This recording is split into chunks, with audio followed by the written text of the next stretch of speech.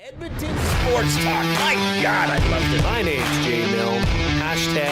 #Blue. Our sports update deliverer, the Coon. I'm Zachary Kubish, and you're up today. You know what, Reid? You might be on to something. All right, here's what's going on in the nest.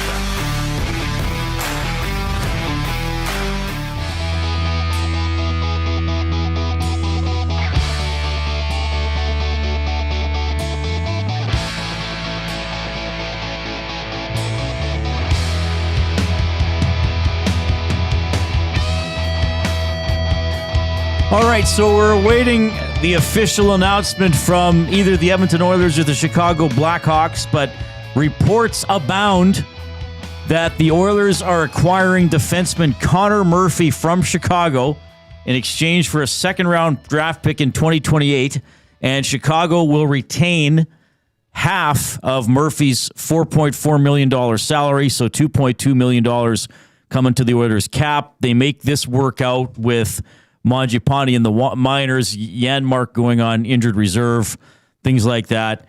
Connor Murphy, 32 years of age. He will turn, well, he's almost 33. He will turn 33 on March 26th. He's played 60 games this season for Chicago. He has 4 goals and 13 points, 46 penalty minutes. He is -3 for his career, 805 games, 173 points, so doesn't put up a ton of offense. I mean, that's about a point every 6 games. 535 penalty minutes. He is a former first-round draft pick, 20th overall by the Phoenix Coyotes before they were even Arizona and long before they were Utah. 20th overall in 2011. Quick quiz for Jay Milne and Zachary Kubish. Who did the Oilers take 19th overall? 1 pick ahead. Defenseman from Sweden. Oscar Klefbom. Oscar Klefbom. Klefbom. Taken 2 picks after Edmontonian Mark McNeil out of Prince Albert, who was taken by Chicago. He only played a couple games in the NHL. So, anyway, that sounds like it's the trade. Again, it's not been announced officially by either team. We could get something over the course of the show because the Oilers have to do some movement here to make sure they're under the salary cap. Mangiapane has been assigned to the minors, so part of his salary is buried. Still about $2.5 million on the cap. Now, they've called up Szymanski and Howard. One of those guys will probably have to go down here. I know math gets a little tedious to some extent. Basically, the way it was described to me is you do not want to go into long-term injured reserve until you're right up against the cap, because that sort of sets a new number for your cap. So if you're $30 million under the cap, there's no sense saying, oh, we better go on to LTIR because a guy broke his leg, right? So Janmark's going to go on LTIR. They'll get Murphy, half being retained by Chicago. So that's what's going on there. Jay, you found, we got to get these things you have about Connor Murphy out right away. And we'll be referring to these throughout the course of the show. But some pretty interesting stats about Connor Murphy. Well, I know because I was looking at penalty kill percentage because the Oilers, they're 26th in the NHL. You know who the first ranking team is in the NHL? Chicago Blackhawks. The number 1 penalty kill in the NHL, 85.7%. Do you know who leads the Chicago Blackhawks in penalty kill or shorthanded minutes? Connor Murphy. And it's him and then Slavic, and then it's quite a gap. So you're saying the Oilers have acquired the number 1 ice time guy, shorthanded ice time guy, on the number 1 penalty killing team in the NHL. Correct. That's what you're telling me. That's what I'm telling you. And what I'm also going to tell you is that I think the Oilers could use it. This is exactly the player their PK's 26th. the Oilers need. Look, they're 26th in the NHL in PK. They're 26th in goals against. This team does not need another puck-moving defenseman. They need a defensive defenseman to stay in front of the net, to be physical along the boards.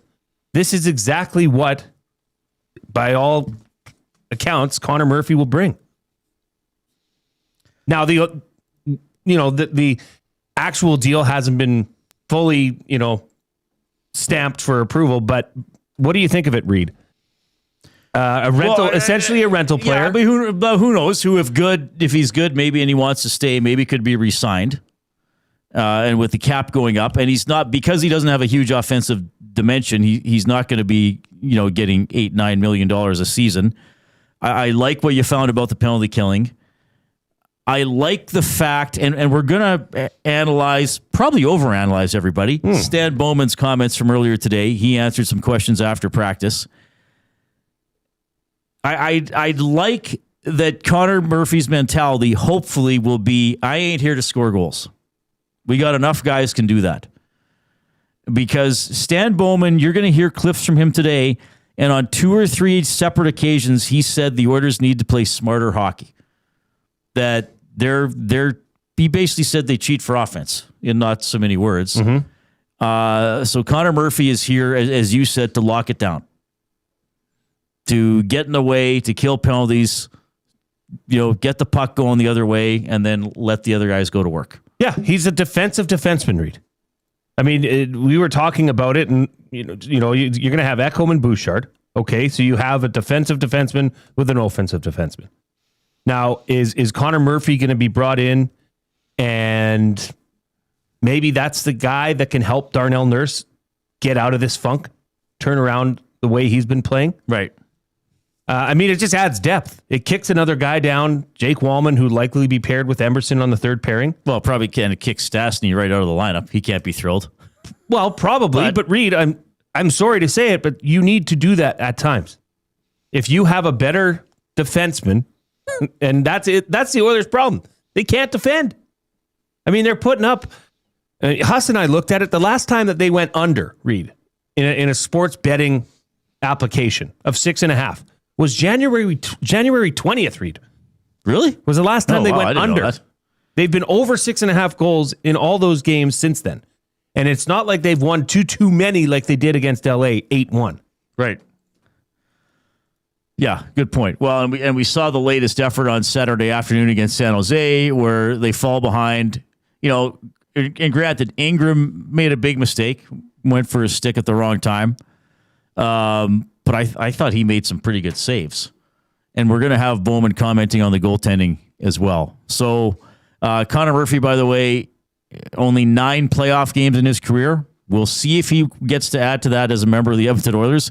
It is far from a sure thing. It is far from a sure thing that the Oilers are going to be in the playoffs. If they can bring down the goals against, they'll be in no problem. Okay, let me ask you this, just plain and simple.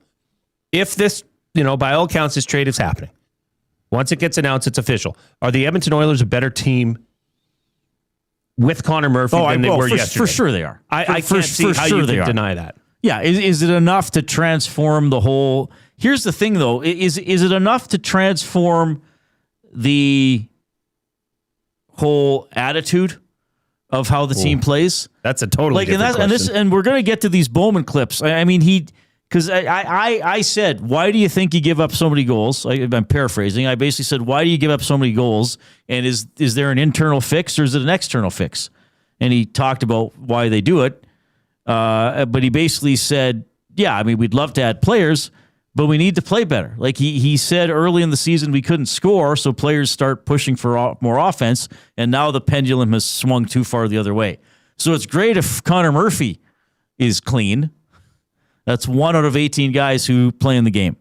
Yeah, but it's another stabilizing defender. No, it might somebody that can slow down the play. It might be Ekholm with Murphy.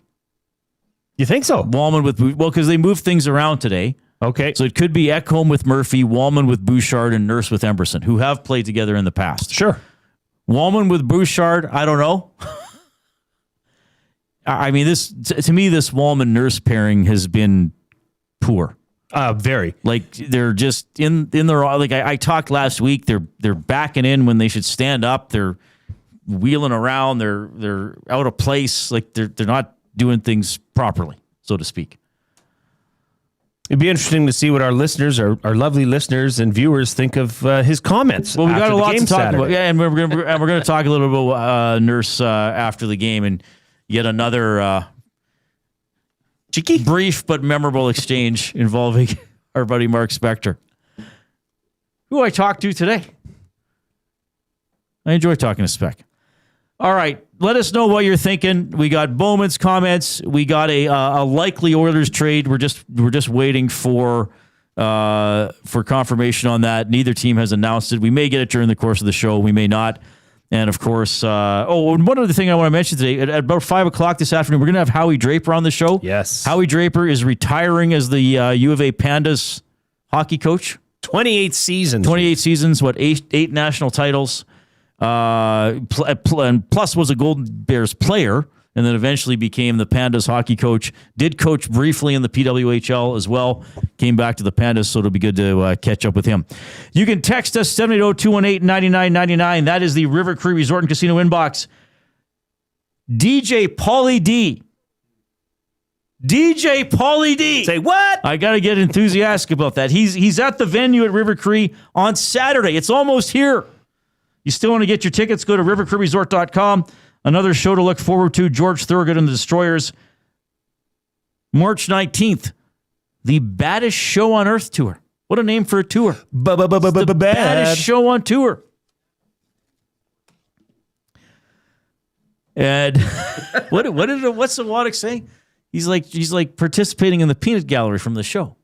Is he talking to us? Is he? No, I don't know who he's talking to. He's probably talking to himself. Anyway, 780-218-9999, the River Cree Resort and Casino inbox. You can email reid@edmontonsportstalk.com, jay@edmontonsportstalk.com.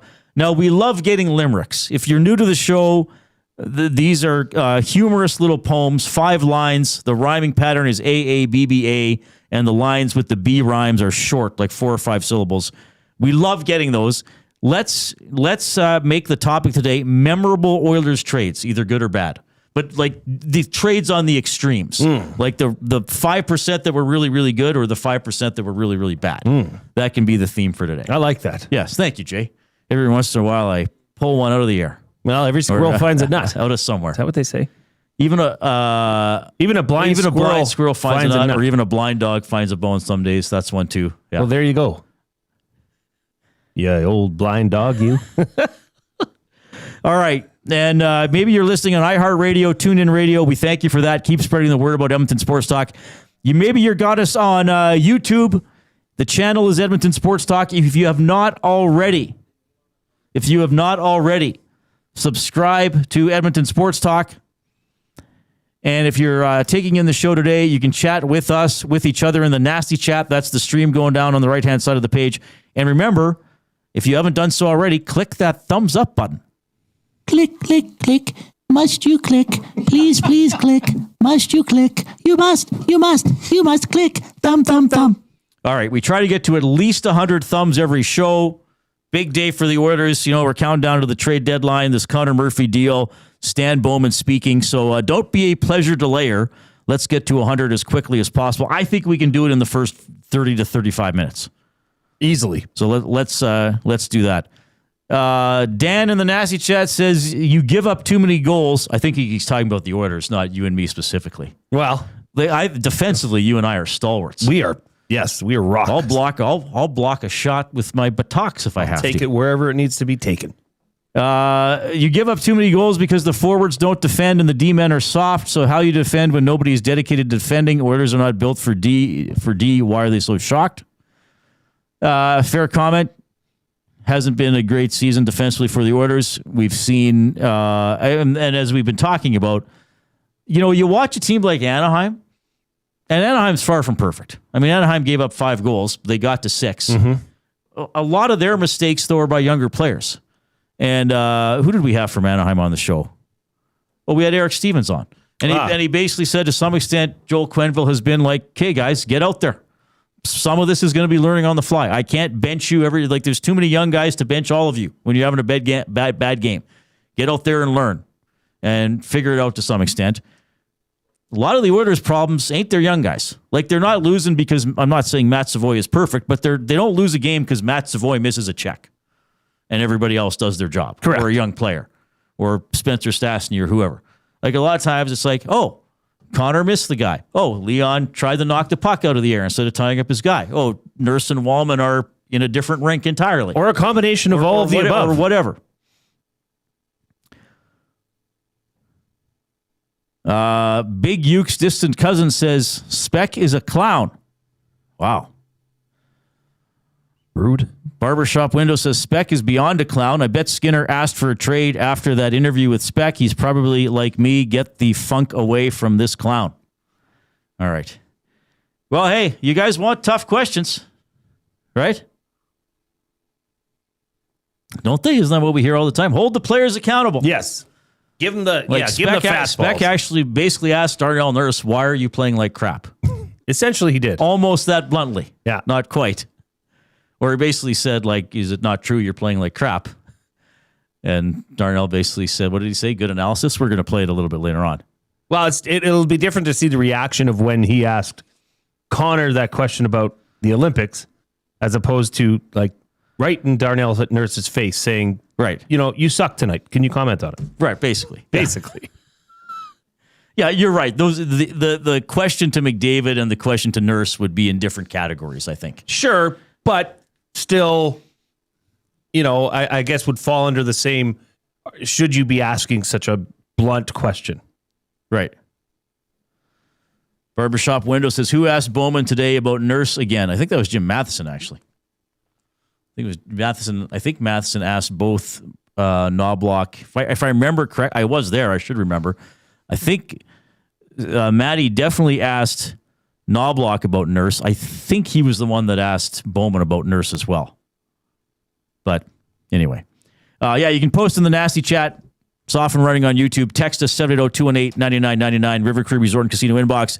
Again, the trade that we're hearing about, not officially announced by anybody, but we expect it to happen. Connor Murphy, right shot defenseman coming from the Edmonton Oilers, turns 33 later this month, coming to Edmonton for a second-round draft pick in 2028, and the Blackhawks will retain 50% of Murphy's $4.4 million salary. Murphy, an unrestricted free agent after this season, so maybe the opportunity for the Oilers to re-sign him. So we'll keep talking about that, and we'll go over the Bowman comments as well. Man, oh man, it's heating up, eh? Don't you love days like this? Oh, yeah. Live for it. You know who else loves days like this is the guy who's going to give us our afternoon headlines presented by 100.3 The Bear. Edmonton's best rocks. Stream them on iHeart today. This is Chet Palmer with your sports report. How about another Connor on the locals? They're going to have to start putting last names on their name tags at the company mixer. Let's hope Murphy's Law helps that shaky blue line.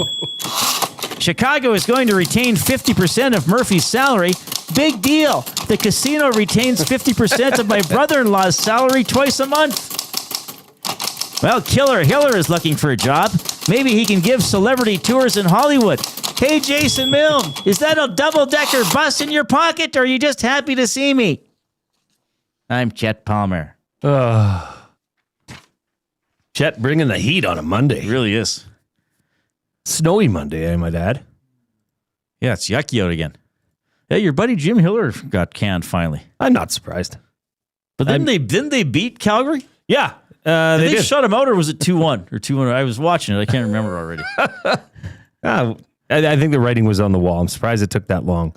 Actually, I thought it would happen after the season where it ended against the Oilers in the playoffs, where he decided to put one of his star forwards back on defense. Granted, one of the best players on the team, but he wasn't playing the fourth line, and then he wasn't playing one of the defensemen either because Kempe was out there.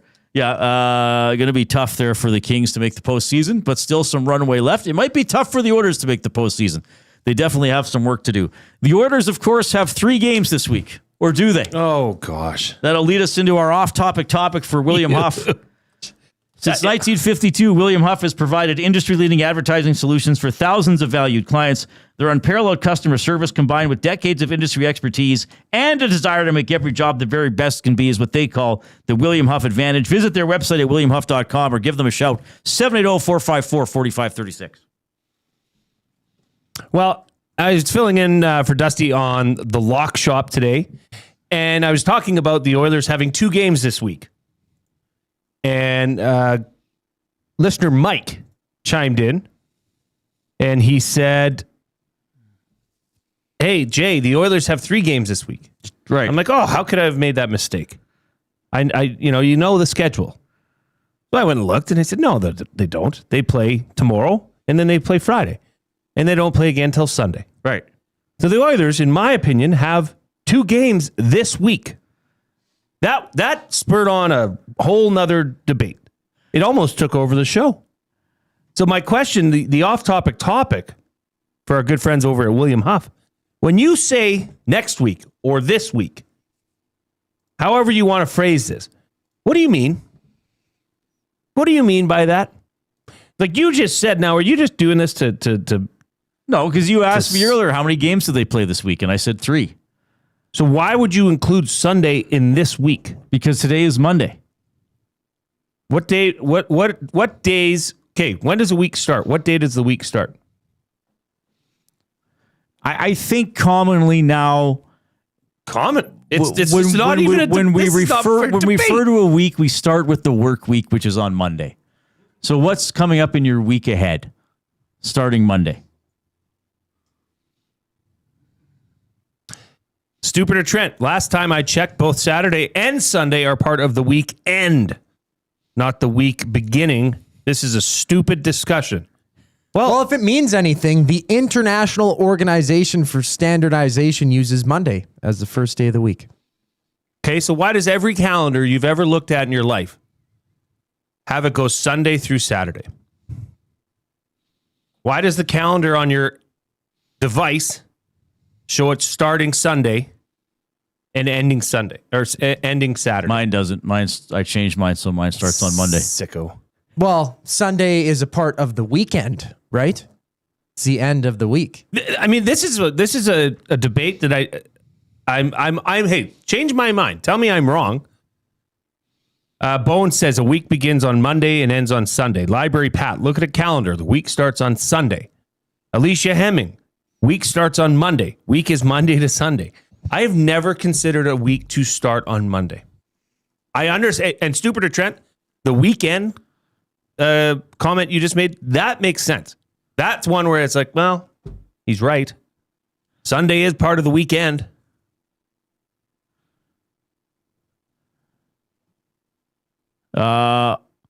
Oliver, is this something dirty if you say it all together? I'll say it slowly. Oliver, Lawsome, Tossum in the nasty chat. Mark Spector is great. Much needed devil's advocate for a soft, wimpy fan base and media. Okay. Well, at least he has the nerve to post it directly to me on my show. I consider myself neither soft nor wimpy.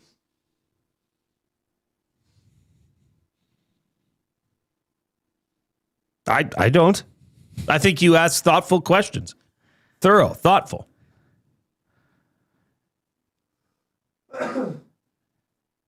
Yeah, I try. I ask questions that I think that they'll want to answer, even if they're difficult. I still try to ask them in a way where I think I'm going to get an answer. Because a non-answer doesn't do anybody any good. All right. Yeah, this is going to be a fun one, Jay. But if you said to me, how many games do the Oilers have this week? I would just tend to look at the next 7 days, even if it was Thursday. I would say, okay, Jay's looking 7 days ahead. See, for me, when I say, how many shows, well, let's say it's tomorrow. Let's say it's Tuesday. Yeah. And I was going to say, Reid, how many shows do we have this week? I'd say 4 left if you asked me first thing tomorrow morning. Right. So you're not wrapping it around until next Monday. No, but if you're asking me about a sports team, how many games do they play this week, then I think you're trying to look 7 days ahead. That's what I'm saying. Yeah, I'm not. Okay. I'm not there. So you can call me all the names you want. Say I'm ignorant,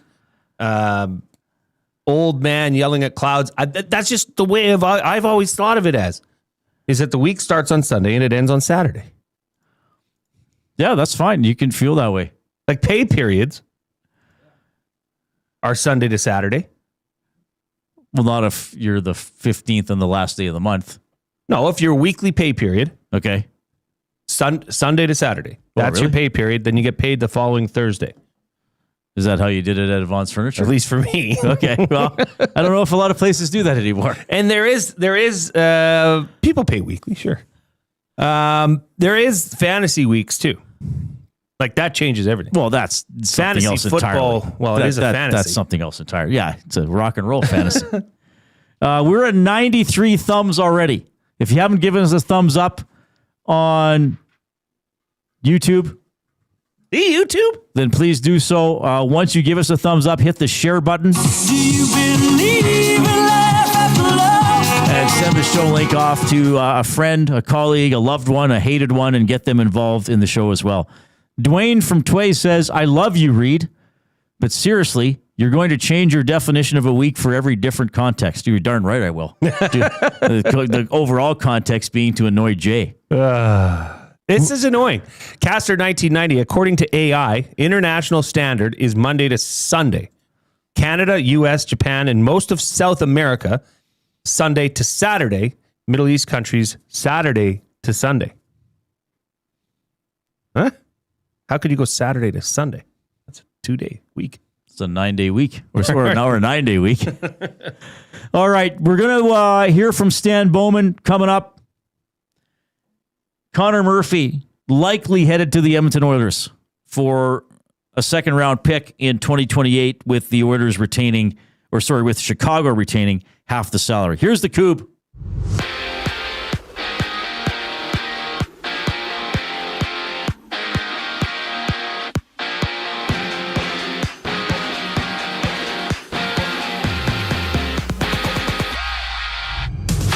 As per multiple sources, the Oilers and Blackhawks have agreed to a trade. The Oilers to acquire Connor Murphy in the final year of his deal. Chicago to retain 50% of his $4.4 million contract in exchange for a 2028 second-round pick. Earlier, Ike Howard and Josh Szymanski were recalled from the Condors. Edmonton is signing Andrew Mangiapane and Alec Regula to the AHL. Other news, Mattias Janmark hits the long-term injured reserve. The fourth period's David Pagnotta stating that Janmark will have surgery Wednesday and is out for the remainder of the regular season. One game wrapped up, 5 games left on today's NHL slate. It's the Kings and Avalanche facing off. Zach Dooley, manager of editorial content for the Kings, reporting that Drew Doughty will not play in Yoel Armia as Yoel Armia undergoes an MRI. Meanwhile, Seattle plays host to Carolina. The Leafs and Flyers drop the puck.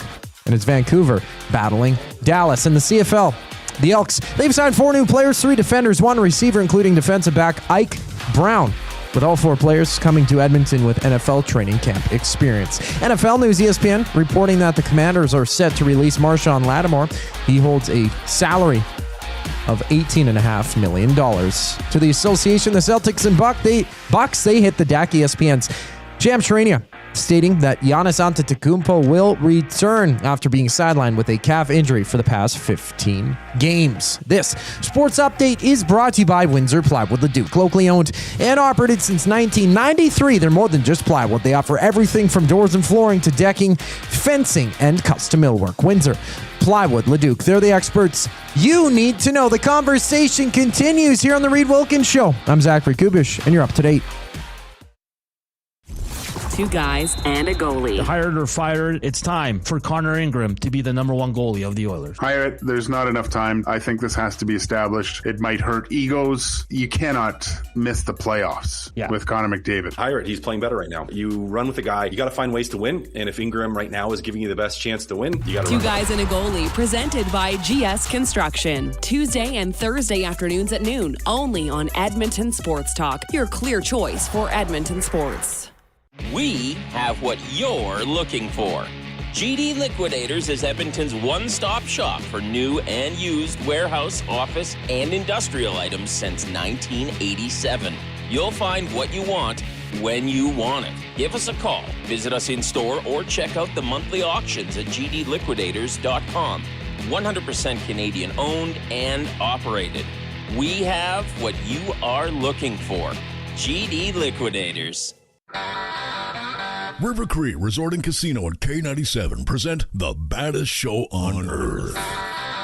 George Thorogood and the Destroyers, March 19th in the venue. Tickets at rivercreeresort.com. River Cree Resort and Casino. Excitement. Bet on it.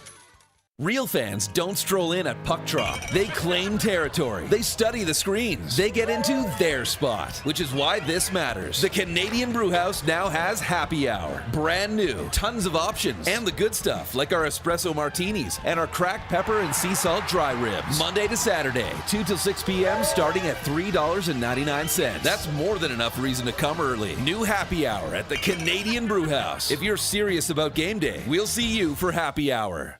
GCL Diesel has been serving oil country since 1972. From diesel cars to SUVs to pickups. From farm tractors to school buses to a big rig. From diesel generators to forklifts, GCL can test, troubleshoot, and repair all diesel fuel system components. Whether it's injectors, pumps, turbos, filters, or additive, GCL has the parts you need to keep your diesel running the way it should. For genuine diesel parts at wholesale prices, visit GCL Diesel in the West End or online at gcldiesel.com. GCL Diesel. Diesel understood. Hey Edmonton, did you know a local Play Alberta winner scored over $430,000 on Desert Fantasy? Think about the rec room you could build with that kind of cash. From major casino winners every hour to jackpots worth millions and hundreds of popular games to money that stays in the province, there has never been a better time to sign up for Play Alberta. Download the app today to get started with casino, sports, and lottery, all in one app. Must be 18 plus to play. When you gamble, use your game sense. Sentinel Storage congratulates Team Canada for all their perseverance, dedication, and commitment, for representing our country so well. Our athletes make us proud to call Canada home. Sentinel Storage, proudly Canadian and official storage partner of Team Canada.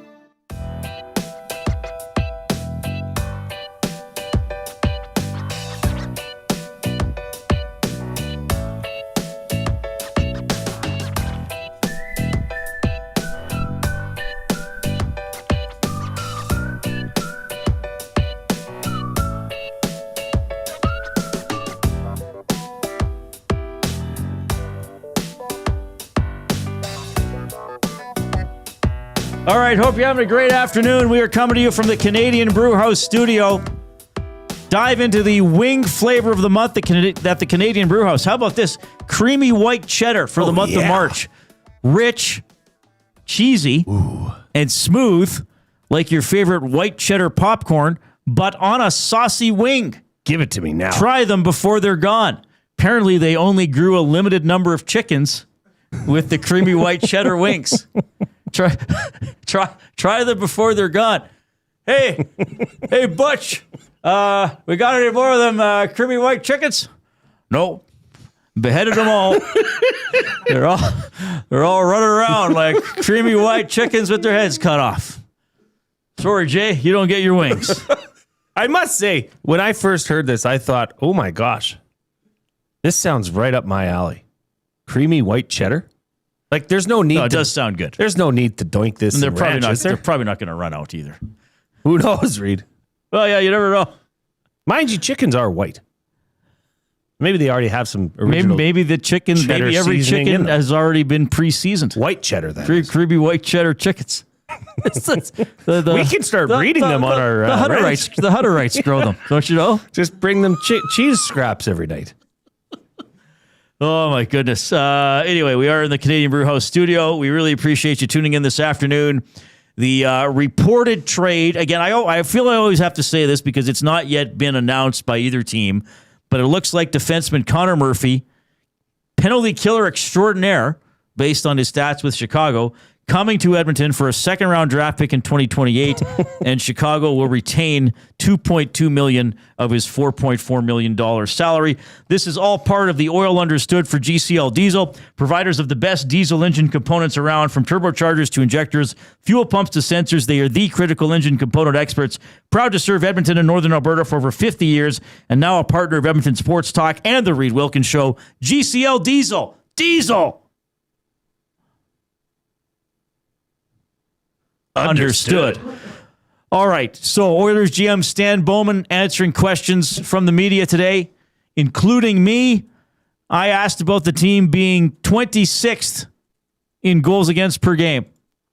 We haven't played well defensively as a team. I think it's a number of factors, all of them contributing. It's goaltending, defense, and forwards. I think the biggest challenge for our group is we don't put ourselves in a great spot often in games, and we score a ton of goals, and I think that's great. And if you think back to the early part of our season, we weren't scoring a lot. I think so. We've swung the pendulum probably too far one way, where we're pushing to try to make things happen, and in the process of doing that, we put ourselves in really bad spots. And I think until we learn as a team to be smarter about the way we approach the games, we're going to see a lot of highs and lows, to where we look great some nights, we're scoring a lot of goals, and other nights we're giving up a ton of chances and putting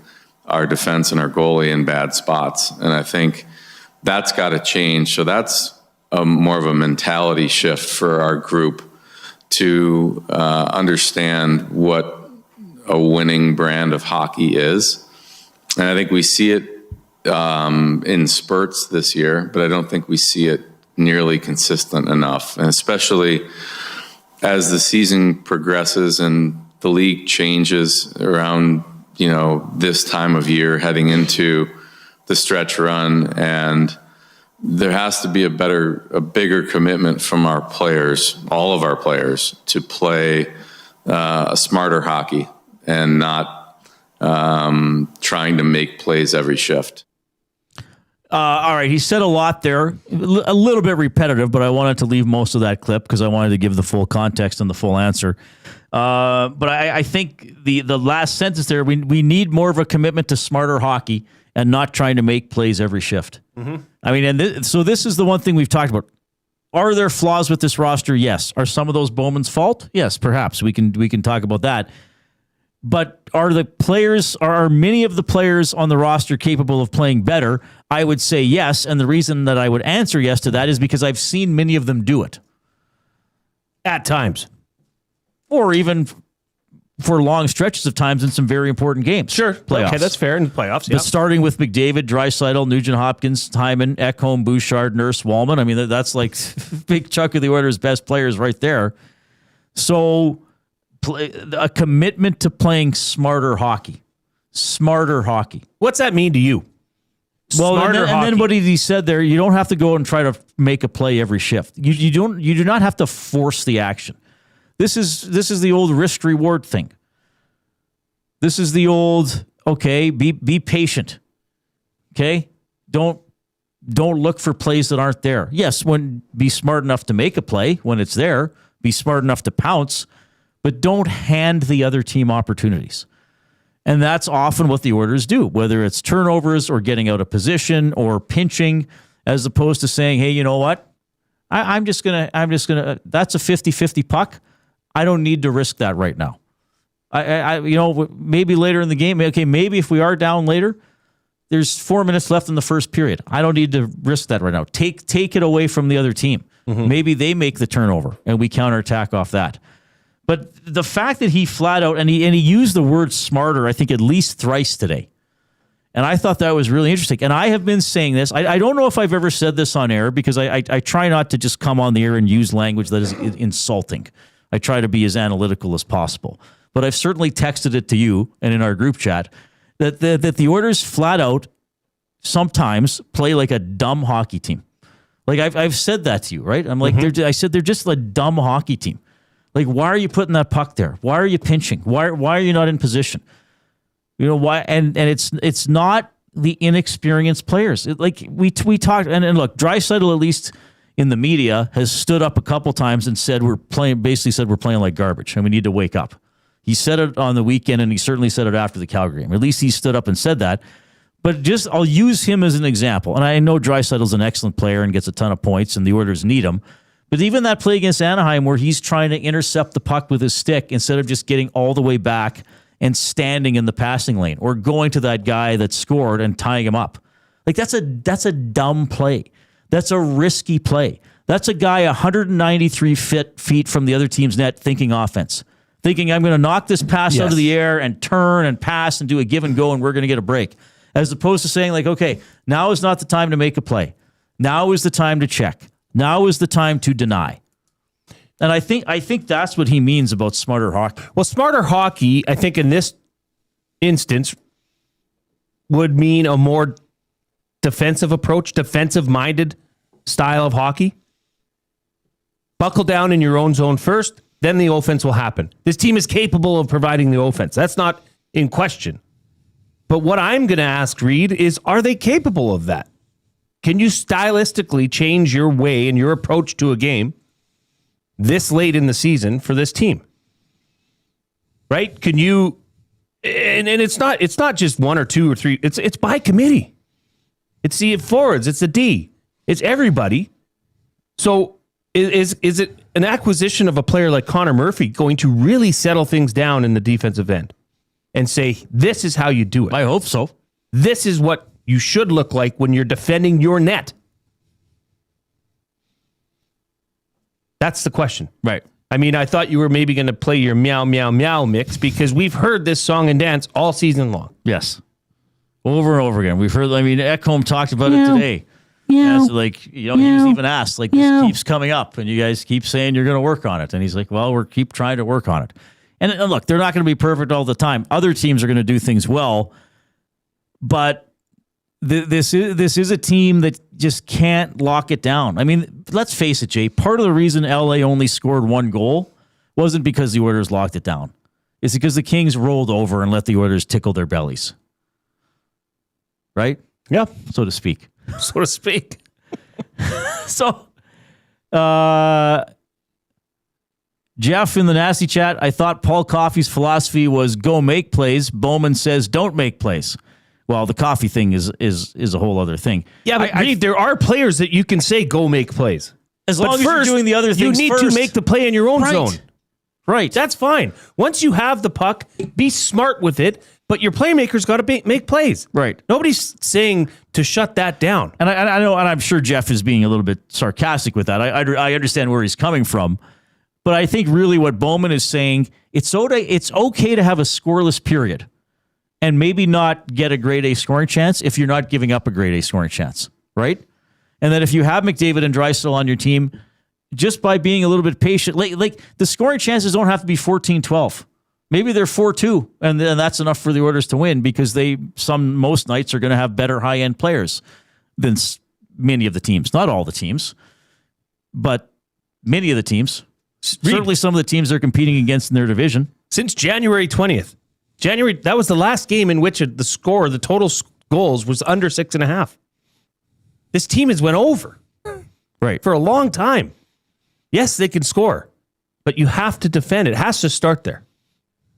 So maybe, Reid, I wonder if you look back at what Stan Bowman said through the lens of knowing that you're bringing in Connor Murphy. Right? Right. Because at that point, obviously, he very well knew what was going on. We can talk about the second rounder, the salary cap implications, all that kind of stuff. On the very surface level of does this help the Oilers in an area of need? Yes, it does. It's the number one it's area of need. Defender, as you had great stats on the penalty kill. Yeah, this is a lockdown penalty kill master on the number one PK in the league. As long as he doesn't get sucked into what everyone else is doing. Right?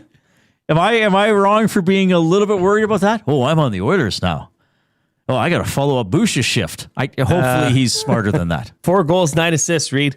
Yeah, I think he knows that he's not capable of doing that. Or, well, you know what I mean. Yes. That's not why he's here. Speaking of Paul Coffey, we'll have a comment from Stan Bowman on bringing Coffey back onto the bench. And, Jay's play of the day is coming up as well. Here's the Coop.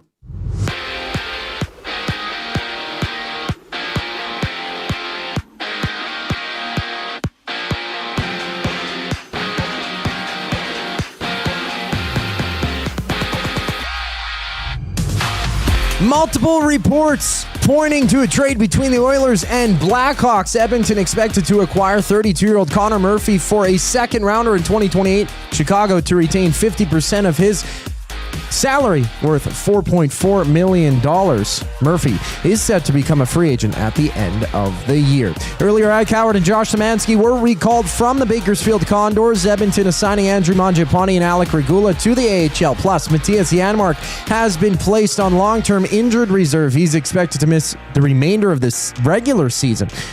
having surgery Wednesday, according to the fourth period's David Pagnotta. One game wrapped up, 5 games to go in the NHL. It's the Kings and Avalanche facing off. Zach Dooley, manager of editorial content for the Kings, reporting that Drew Doughty will not play as Yoel Armia undergoes an MRI.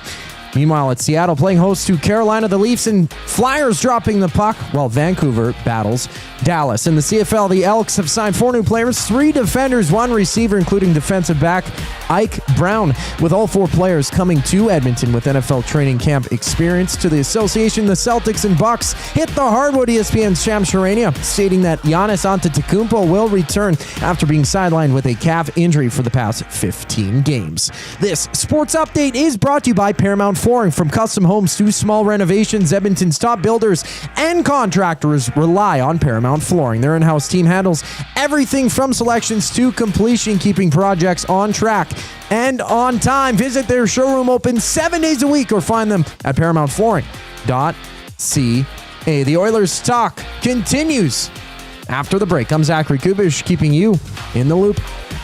Their deadline cap space projected at $12,009. Projected playoff cap space, $1,963,334. This is shaping up to be maybe not a great season. That's sort of where I've been looking, for a while. And even at the beginning of the season, I think I had them at 96 or 97 points. The Oil Stream, presented by Boston Pizza. Monday, Wednesday, and Friday afternoons at noon. Only on Edmonton Sports Talk. Your clear choice for Edmonton sports. At Firehouse Subs, our subs are freshly toasted, stacked high, and crafted to satisfy. Each sub is piled high with premium meats, melty cheese, and toasted to perfection. Firehouse Subs brings bold flavor to every bite, all served on a freshly toasted roll. But we're not just feeding Edmonton, we're fueling it. Dig into the brisket hat trick, piled with slow-smoked brisket and melty cheese. Or go to the Firehouse Subs fan favorite, the Hook and Ladder. Made to order with smoked turkey, honey ham, and Monterey Jack cheese on a perfectly toasted roll. With 15 Firehouse Sub locations across Edmonton and the greater area, it's easy to grab a hot and hearty sub close to home. Firehouse Subs. Hot, hearty, made to satisfy.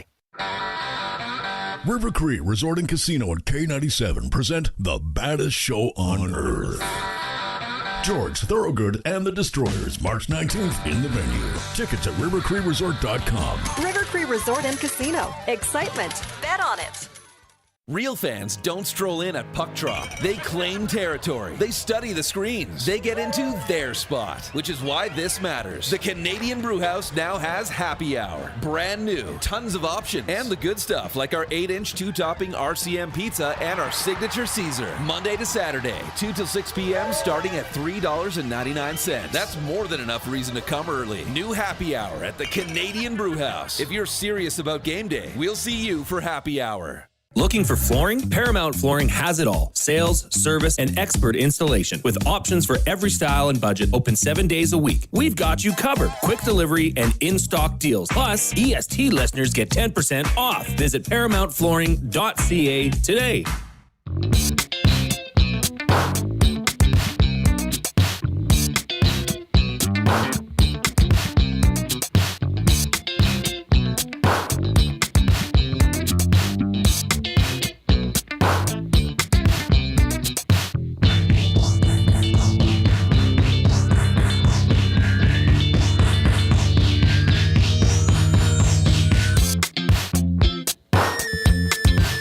All right, hope you have a great afternoon. The Oilers will host the Senators tomorrow, 7 o'clock game at Rogers Place. We will have the GCL Diesel Oil Stream pregame show starting at 6. That will be hosted by Tom Gazzola.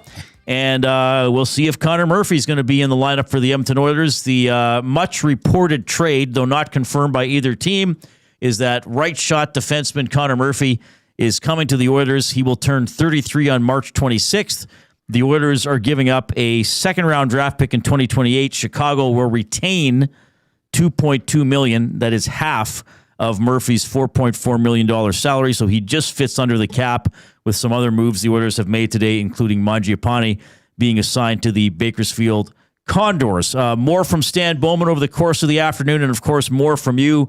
A lot of comments in the Nasty Chat. We're trying to get as many of those as possible. 780-218-9999 is the River Cree Resort and Casino inbox. Around this time of day, we always do this. It's Jay, it's play, he's Jay, it's today. It's Jay's play of the day. It's Jay's play of the day. Jay's play of the day. Presented by Play Alberta, it's time to turn up the fun with the all-new Play Alberta app, your digital destination for casino, live dealers, lottery, instants, and of course, sports betting. Okay, I'll keep this short, sweet, and simple. Jay's play of the day today. Look, out of the 6 games tonight on the NHL slate, 5 of them have playoff implications. There's one that does not. Well, it does still for Dallas, of course, but it's Dallas taking on Vancouver. Look, I don't think Vancouver's done anything. I don't think they're going to do anything. Jay's play of the day, Dallas Stars to win by 2 or more goals. Straightforward. Okay. That has been boosted to plus 135. So Jay's play of the day, Dallas Stars to win by 2 or more goals, boosted to plus 135. Head on over to playalberta.ca. Click on sports, click on EST specials, and you'll see Jay's play of the day as well as several others there. So there you go. Jay's play of the day. It's Jay. It's play. He's Jay. It's today. Figure. It's Jay's play of the day. It's Jay's play of the day. Jay's play of the day. All right. Ottawa coming into town, 29, 22, and 8. They have 66 points. They have a .559 points percentage. They are 5 points out of a playoff spot in the East. The Oilers also have 66 points, 29, 24, and 8, .541 points percentage.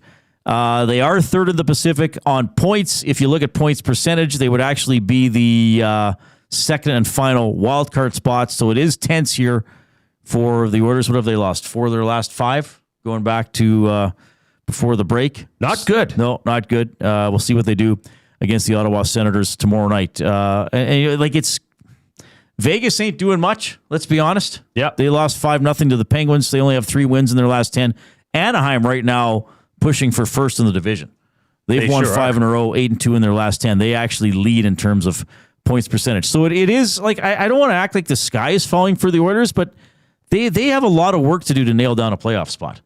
I mean, this week, they have 2 home games. I mean, and then they play Sunday. Like other teams are going to play games. I mean, if things don't go their way, you could be looking at a team barely in a playoff spot on points. Forget about points percentage in 5 or 6 days. Well, we've said this, how the Oilers have played more games than pretty much anybody else in the Western Conference. I mean, right now, San Jose still has 3 games in hand on the Oilers. Right. So having a little bit of a shorter week will tighten things up in terms of games played and probably give you more of a realistic look at the standings at the end of this week, prior to Sunday, that is. In the inbox, that is the River Cree Resort and Casino inbox, 780-218-9999. H.E. Pennypacker. When I watch the Oilers, I am blown away at the lack of understanding of situational hockey. They don't know how to properly play with a lead and continue to play a riverboat gambler style of hockey when they have a lead. That's an excellent point. Library Pat, I like the trade. It addresses the biggest need, absolutely. However, I'm frustrated that this became the biggest need because Kulak was shipped out as part of the overpay to make a lateral goalie move. Another asset out the door.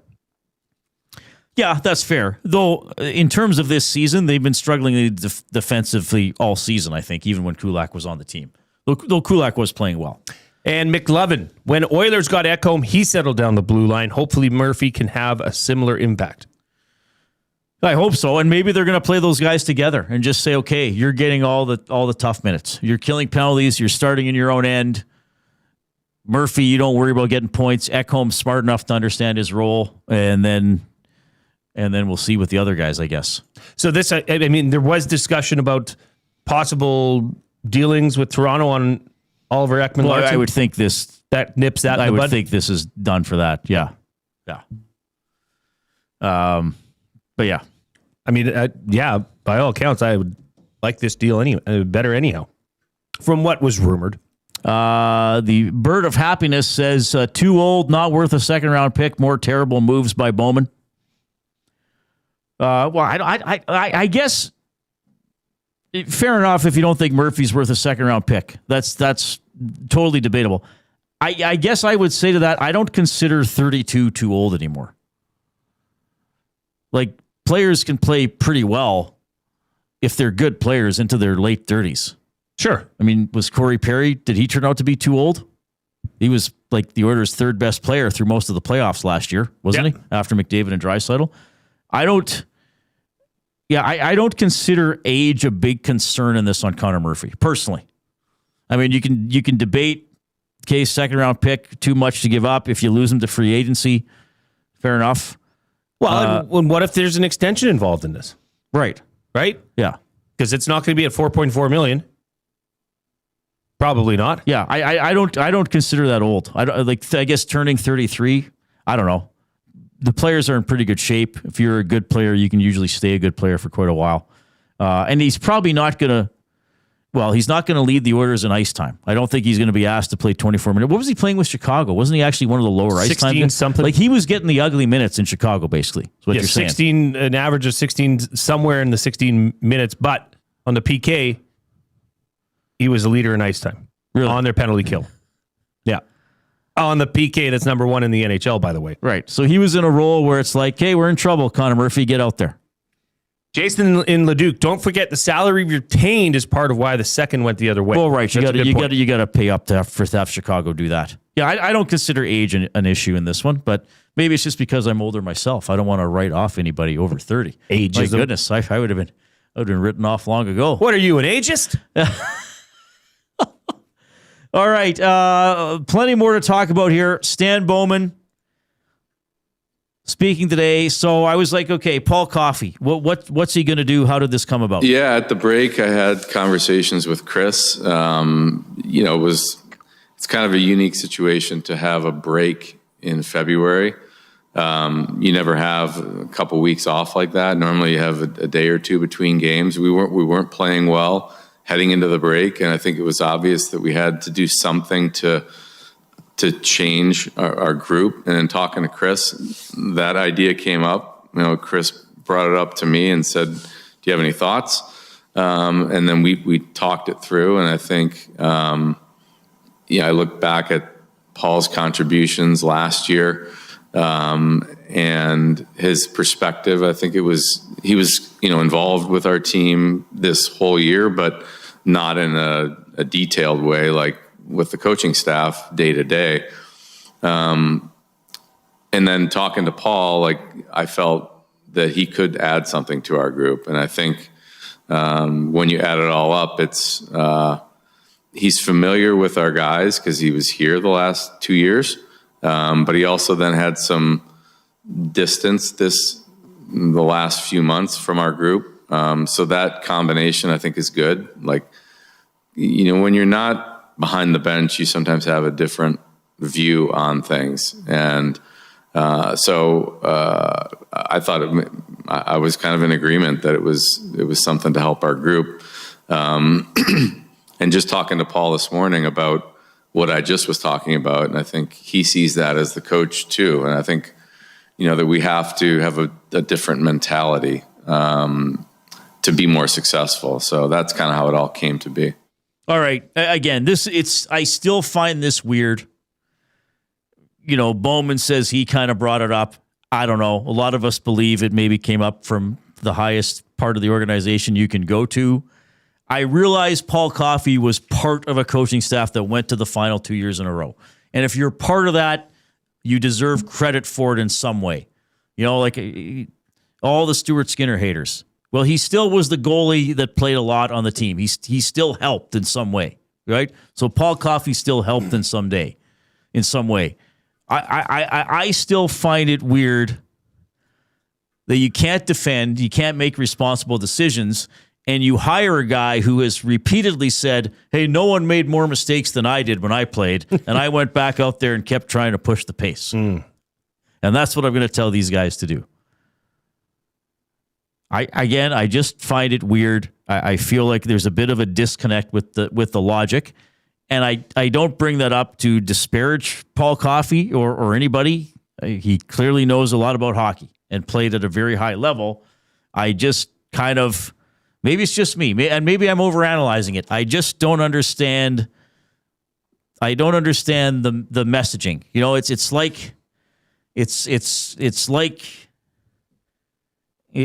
like hiring the lead singer to play the drums a little bit. I don't know. Yeah. I could see where you're coming from. I mean, this is an offensive defenseman that's brought in to help this team defensively. Right. But the track record, Reid. Don't forget the track record. Well, the goals against were considerably lower. Bench. Yeah, well, it hasn't started off that way with him there. Sure hasn't. Anyway, I mean, we got a comment from Bowman. That's all we can do, and we'll see how Paul Coffey does. 780-218-9999 is how you can text us. That is the River Cree Resort and Casino inbox. River Cree Resort and Casino turning 20 this year, celebrating big with over $1 million in prizes, 35 winners of $20,000 in casino free plays, 9 brand new cars, 56 winners of $1,000 in cash, and it's a huge promotion going on until October 26th. Do you want to do a limerick right now? We got a couple limericks. Tweet coming out from the Oilers. Oh, is it out now? The Edmonton Oilers have acquired defenseman Connor Murphy, so the trade is official. I just got the message as well. Yeah, so the retention, Hawks retaining half, Edmonton giving up a 2028 second rounder. Just making sure there's nothing else to it. So Ike Howard goes back down to Bakersfield. So they had him on the roster to maximize the LTIR savings. Murphy 6'4", 212. Oh, yeah, I forgot about that. He's the son of Gord Murphy, the former NHLer. Forgot about that. Leading Chicago in blocked shots, PK time on ice, you know that. Third in hits, fourth in takeaways. So there it is. So nothing has changed from what was reported. So all that turns out to be accurate. But now it's official. Now it's official. Now we actually have the trade. Now we can start tinkering with lines. Now we can move everybody all around. Dress 8D. All right, let's get a limerick in before we break. William Mike Spear. I got another one from Mex, but we'll do William Mike Spear as he is the poet laureate of EST. You want to hear about trades? The ones with failing grades. If Pete had stood pat, it's possible that we'd already have had a parade. Oh, that's pretty good. Very good. Very good. If you're watching us on YouTube this afternoon and you've not done so already, click the thumbs up button. We are approaching 100 and... So let's see how high we can go this afternoon. More from Stan Bowman, plenty more from you. We want your reaction. We're going to talk about Darnell Nurse's reaction to a question after the game on Saturday. Howie Draper is going to join us a little bit later on. He's retiring after a long tenure as the Pandas hockey coach. Here's the 4 o'clock break. The Lock Shop. I would argue in the East, if you're an East team, it is as wide open as it's maybe ever been. Yeah. With the couple teams that are missing the playoffs. I kind of think of the East in some ways, kind of like the NFL was this year in the AFC, where, there's a whole bunch of teams that you probably expected to be a heck of a lot better that are usually there when I had all these high hopes for Jersey. The Lock Shop, weekday mornings at 11, only on Edmonton Sports Talk, your clear choice for Edmonton sports. You've always known GCL Diesel as the experts in diesel fuel systems. But did you know that GCL is also your source for turbochargers and turbo repair? As a turbo supplier for Garrett, Borg Warner, and Holset, GCL can provide genuine original equipment turbos at wholesale prices. Whether it's diesel, gas, natural gas, or performance, we can provide you with the turbo or custom repair you require. Turbo questions? We've got turbo answers. Visit us in the West End or online at GCLDiesel.com. GCL Diesel, turbochargers, understood. Edmonton, be part of history. Support Canada Soccer's men's national team as they battle Uzbekistan in the final send-off series ahead of the FIFA World Cup. Monday, June 1st at 7 p.m. at Commonwealth Stadium. Tickets on sale now at Ticketmaster.ca. Time for a new career in 2026? Or maybe your kid is still pondering their path. Good news! Weiss Johnson is hiring. It's Dennis, and not only are we hiring for heating and air conditioning, we're also looking for experienced plumbers and gas fitters. With the growth in residential development, there's no shortage of opportunities at Weiss Johnson. Choose your path with us. Learn from one of the industry leaders, and we will grow together. Receive great benefits and school reimbursement as well. Visit weiss-johnson.com today. You've heard the name, but what does it mean? For over 66 years, William Huff Advertising has supplied signage from screen printing to digital to LED with design, production, and install in-house. It's a one-stop shop for all your signage needs. Edmonton owned and operated, William Huff has been trusted by the biggest companies and teams in the City of Champions and many others across the country to do the job. If you're looking for a way to get the word out about your company or event, they are the answer. Go to www.williamhuff.com. Their results speak for themselves.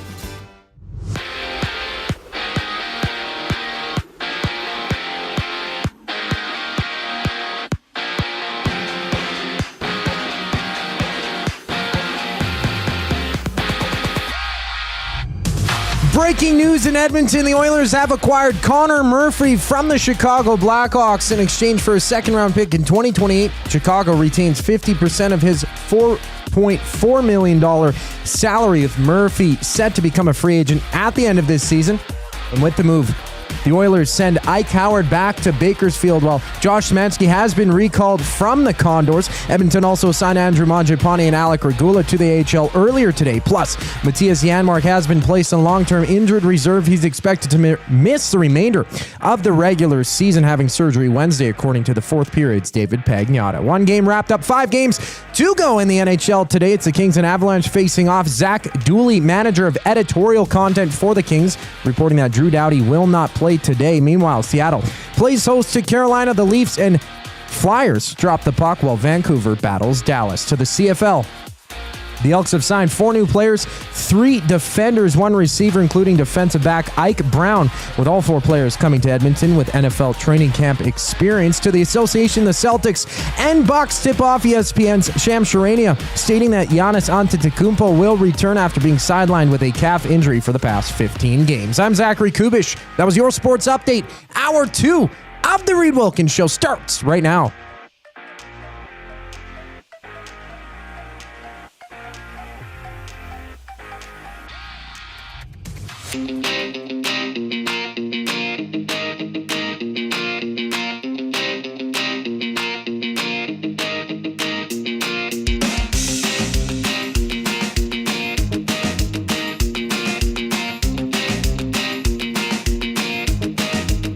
Oh, what a glorious afternoon. Along with Jason Milne, I'm Reid Wilkins in the Canadian Brewhouse Studio. Edmonton Sports Talk, your clear choice for Edmonton sports, presented by Play Alberta. Yes, the Oilers have officially announced it.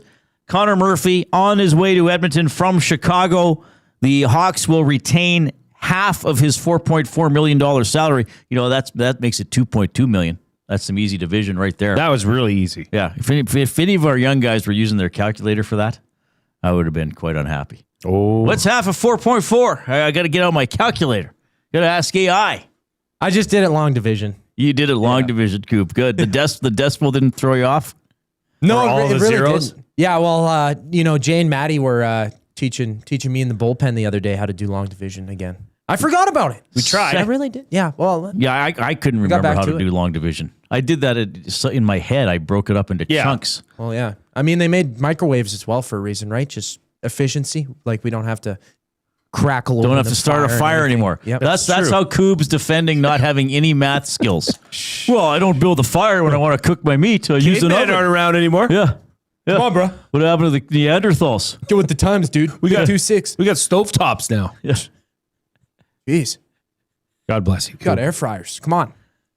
Stupider Trent says second rounder in 2028 going to the Hawks. Okay. He says play Murphy with Wallman and send Nurse to the press box. There's a lot of anger towards Darnell Nurse today, Reid. Yeah, there is. A lot of upset Oilers fans. And Reid, do you blame him? Do buying or selling here for Damon Bunting, a consistent top-producing realtor in the greater Edmonton area for over 18 years. He and his team would love to help you find that right home or make the move from your current home. Community-driven, he understands what it takes to make a difference in our city. Check him out, DamonBunting.com. Instagram handle, Damon Bunting Real Estate. I wonder if it's going to go, just because they were moving the pairings. Now, there kind of wasn't a lot of line rushes today at practice. There was a lot of just other drills and, the small area, small ice battles and all that kind of stuff. Could be Wallman with Bouchard, Ekholm with Murphy, Nurse with Emberson, and Stastny as the extra D. Those could be the pairings. I don't think Nurse is going to the press box. But it's boy, our buddy Speck sure gives us content, doesn't he? He sure does. So I think, was it me or Speck that asked the "if you say so" question? I think Speck asked it, and then I tried to follow up to get an answer. Right. But he basically, okay, here's the thing. I know Spec, I know some fans don't like him. I accept that. But I also don't think that because some fans don't like Spec that he's bad at his job. I mean, I get people telling me they hate me almost on a daily basis. It doesn't make me want to stop doing my job or think that I'm bad at it. That's part of being in the media, covering a team with a following like the Oilers. So if we look at these three recent instances, his question to Kapanen was not a bad question at all. He basically said, you just had an 8-game homestand and gave up a lot of goals and only won 4 times. Is this a bit of a squandered homestand? And Kapanen says, if you say so. Like, to me, that's a relative, like, hey, you're trying to get some points here and you only went 500 at home. The question to McDavid last week, I would agree. He tried to word it in a way where he didn't flat out ask McDavid why he hasn't won, and then it maybe came off even a little more odd than that, and McDavid was like, yeah, wow, what a nice question, but then still answered it. Yep. Almost as if he knew something like that would be coming anyhow. Exactly. No, so here's what happened on Saturday. What about your game? How's your game going? It looked like you fought it tonight. Good analysis. Well, my point would be, it always takes, when a team's having a hard time, it takes the guys wearing the letters, the best players, to get you out of this thing. And tonight, we didn't see that. The best guys were the ones making the mistakes. Does that have to change before you can get out of this thing? Yeah, no, for sure. No, it's interesting because I saw, that was an afternoon game. I saw immediately some stuff after the game on social media. I can't remember what people were saying, but kind of criticizing Nurse more than Spec in that situation. I'm curious what you think, Jay, because I still think you have you now have become a talk show host. You've been one for over a year and a half, but you're not too far removed from being the guy listening to Tom on EST or 1260 after games, or listening to me on Chet after games while you're driving and playing post-game audio and hearing it for the first time and maybe reacting as a fan. And maybe either thinking like, oh, Reid's a dick for asking that question, or that player's a jerk for not answering it. So when you hear that, are you reacting more as, or were you just reacting as Jay Milne? Like, what do you think? Okay, I think that it's different for a fan's reaction, Reid. Because what is a fan? A fanatical. Yeah, it's emotion. Right? Yeah. They love Darnell Nurse. They love Connor McDavid. So well, they don't all love Darnell Nurse. Well, I know, but it's funny how the reaction is different. And Marcus Spector is asking a question that needs to be asked in both instances, right? The one to Darnell Nurse said, look, the guys with the letters are the ones making the most mistakes. What do you think? And I think Darnell Nurse, I don't know that he's being spicy or short to Mark Spector, so much as much as he's saying, yeah, you're right. But I don't know how to fix it. It's almost like the Oilers players now have come to the understanding and come to terms with the frustrating fact that this is not the same roster. And you can't just say, oh, we'll get this going in the right way. We'll get this moving and start playing Oilers hockey. Facts are facts. They're not defending well. Hence a move like bringing Connor Murphy in. But I don't think, like when he said that's a fair assessment. So do you think that was almost Darnell saying, like, look, I don't know what else to tell you? Well, frustration. Frustration would be the main theme here. Leon Draisaitl, frustrated. Darnell Nurse, frustrated. Because these are guys that have done it at the highest level, and they're not doing it right now. And they'd be the first to put their hand up and say, yeah, part of that's on me. But at the same time, can it be fixed? Right. And I would say, yes, it can, but it takes a team effort to get that moving in the right direction defensively. But I don't think that was a unfair question. I think Castor 1990 said it in the chat earlier. Why is everybody mad at Spec for asking a question we all wanted to know? Well, right. And all thought should be asked to that player. Yeah. Well, I mean, and I think maybe sometimes too, like the writers already have their article written, so they need to plug in the quotes. So like Speck's going to say Nurse didn't have a good game. Yeah. As we would after the game, but it's a different sort of conversation about it, right? As opposed to writing about it. But I mean, I don't know. Could have Darnell given more? Yeah. I guess maybe he didn't feel like he wasn't. It's not as if he was downright like snotty or spitting at him. I don't think it was Kapanen level. I have less problem with that than the Kapanen. Me too. Because I honestly think Darnell Nurse was being sincere and saying, yeah, it's a good assessment. Good analysis. But I also think he was a little peeved. I think it's human nature. It's like, okay, I just played awful. I know I played awful. Exactly. We gave up. What was the final score Saturday? Was it 6-5? 6-5. And like, sorry, I can't break down every mistake I made right now. Well, it's a combination of, yes, frustrations, and these are competitors. These are people that when you suck, when you have a bad game, you're the one that feels it the most on yourself. Right. Because you've been competitive your whole life. Right. You've been the hardest on yourself your whole life. Yeah. Like, even if Nurse is, like, I guess you could say Nurse might be, at worst, is a little dismissive or somewhat snarky. But at least he's saying, like, yeah, well, good analysis, buddy. Like, what else do you want me to say? Like, Kapanen was almost saying, it's not a problem. You go run us down, but I know how good we are. Yeah. And then Leon the next day comes out and says how bad they are. But this is what it's like around this team, right? When they're losing, when they're underachieving, that it gets tense, right? Like, it gets tense.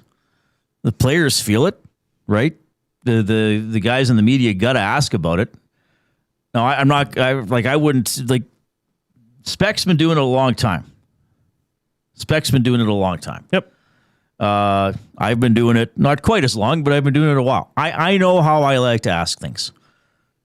Like, I think I can ask blunt questions, but I want to get more than a 2-second or a 2-word answer, partially because it's in radio. the more explanation you get, Bowman's answer to my first question was like 3 minutes. I was almost like, "Okay, I hear you. I got another one." I'm jumping up like, no. You, Bowman, less from you, more from the players. But anyway, it's just interesting that it goes to that level. I think because a lot of fans were mad on Saturday at how Nurse has been playing and some of the other people have been playing, that they didn't want to hear that. They didn't want to hear him just say, "Oh, good analysis." They maybe just flat out wanted to hear him say, "Look, I'm playing bad. I can't explain it right now. I want to play better," as opposed to just sort of brushing it aside. Well, what else are they going to say? Even if Darnell Nurse says that. Says, "Yeah, I'm playing like ass right now. This is the worst stretch of my career." Right. Well, he could have said that. Right, but does that make it better? Does that solve the Oilers' defensive issues? No. Maybe a bit in the accountability department. Well, but Leon saying what he said and then doubling down. Has it helped? Like, well, even his post game on Saturday, he was pretty frustrated. He's so like they're all frustrated, right? And it's not frustrations in their offensive output. I can assure you of that. No, but Leon Draisaitl post game Saturday said we can't rely on us to put up 5-6 goals every night. Right.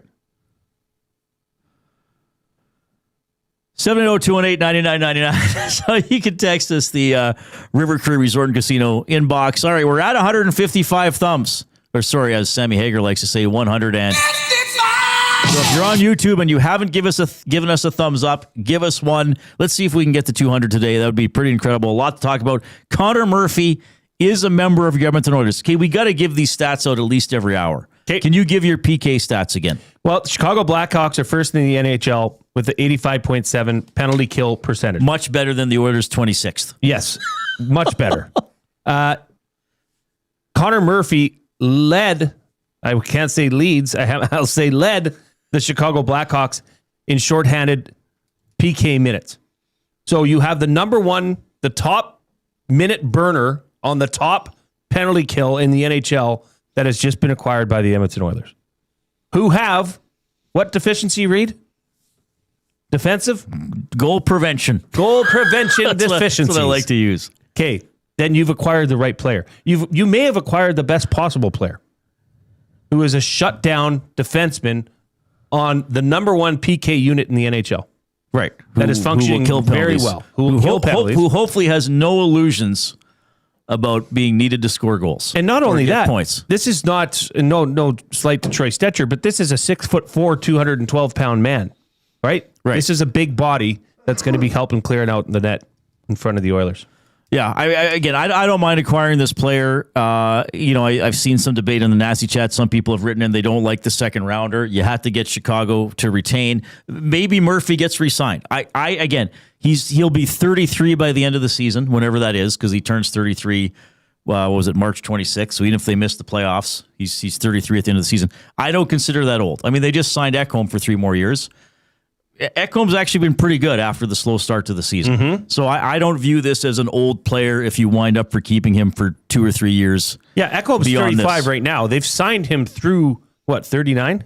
Yeah, so because he's 3 after this, right? 3 after this. So, 38, 39. So, there you go. And right now, Connor Murphy's at a 4.4 cap. Well, that's his salary.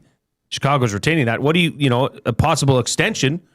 More might look, more in the 3.5 range. Yeah. I gotta say, I don't mind this one at all, especially relative to some other things that relative Bowman to the needs done. of this team, right? Yeah. This team has made trades where it's like, okay, well, we have that guy, right? Why do we need another one of those guys? Yeah, they don't have a Connor Murphy in this lineup. Yeah.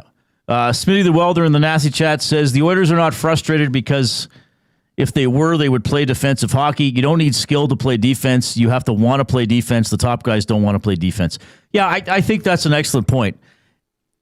I mean, it's difficult to play defense. I don't want to make it sound like it's easy, but you don't necessarily need skill to play defense. You need to be willing to do it, and you need to be intelligent, and you need to be conscientious. Like, that's almost the responsible, Is that a good word? Like, I often use the word concentration. Like, just concentrate. Why when you don't have the puck, what's your job? Focus on that. Focus on stopping the other team. Don't think, okay, well, if I sweep check him and I hit it perfectly and it goes between his feet, I'm going to get a 2-on-1. Well, then that's a philosophy. Don't think that way. Then that's a philosophy that needs to be shifted for this organization. Right. Can it with 22 games left or 21 games left in the season? I don't know. I mean, but again, we've seen them do it. But acquiring a player like this will sure help, right? In this instance, Reid, you can say Connor Murphy, an older, more veteran player who can come in and hopefully calm that defensive unit down. Well, that's a good point. Like, just calm down. Mm-hmm. Right. Scott says, defense is the hardest. I've coached some dummies that couldn't play D. The smart kids were able to learn D. Again, I'm not saying it's not hard. I'm saying it doesn't require what Connor and Leon can do with the puck. Well, because it requires commitment. And yes, I agree. It does require intelligence because you have to be able to quickly discern what the opponent is going to do. Where is the danger? And maybe that's a good point too. Like with the Oilers, it's like, well, where's the danger? So the guy, what was the San Jose goal? I can't remember. I think it was the 5th one where the guy passes in front of the net. So Stastny's kind of fishing for him. Emberson goes back there as well. Why? Okay, yeah, you don't want to make it too easy for him, but he also cannot score directly from there. Right. I mean, if he pulls off an incredible bank shot, then okay, great play, or you got to hope Ingram cleans that up. So you got the guy behind the net. He's not Wayne Gretzky. I can't remember who had the puck. He's not Wayne Gretzky or Connor McDavid. So therefore, he's going to have to pass the puck to somebody else. So if Stastny's bothering him a little bit, and wasn't that the one Nuge slammed his stick on the ice? Yes. And I don't know if my impression of that is that Nuge wasn't just mad at himself. He was mad at the whole situation. Like, come on, like, okay, yes, I could have done better, but why are we all running around trying to cover for each other when we can't even do our own jobs to begin with? Yeah.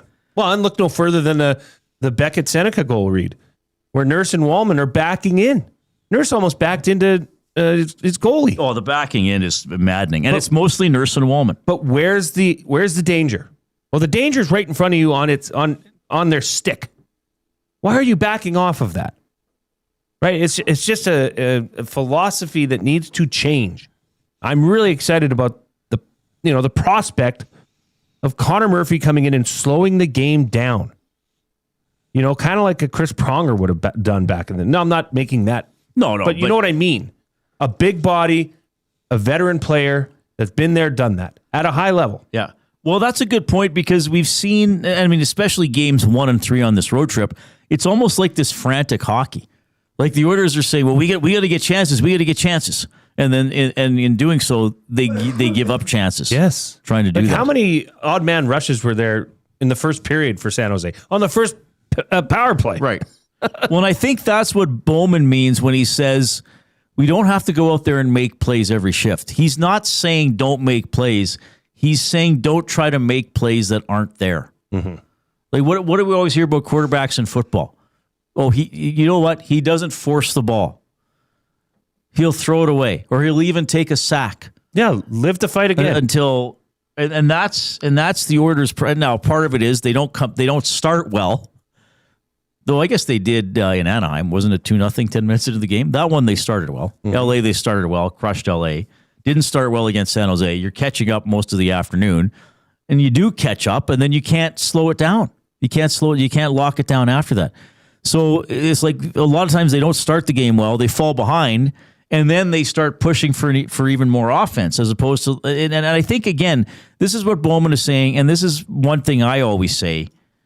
Like the best teams can manage the game and they don't overreact.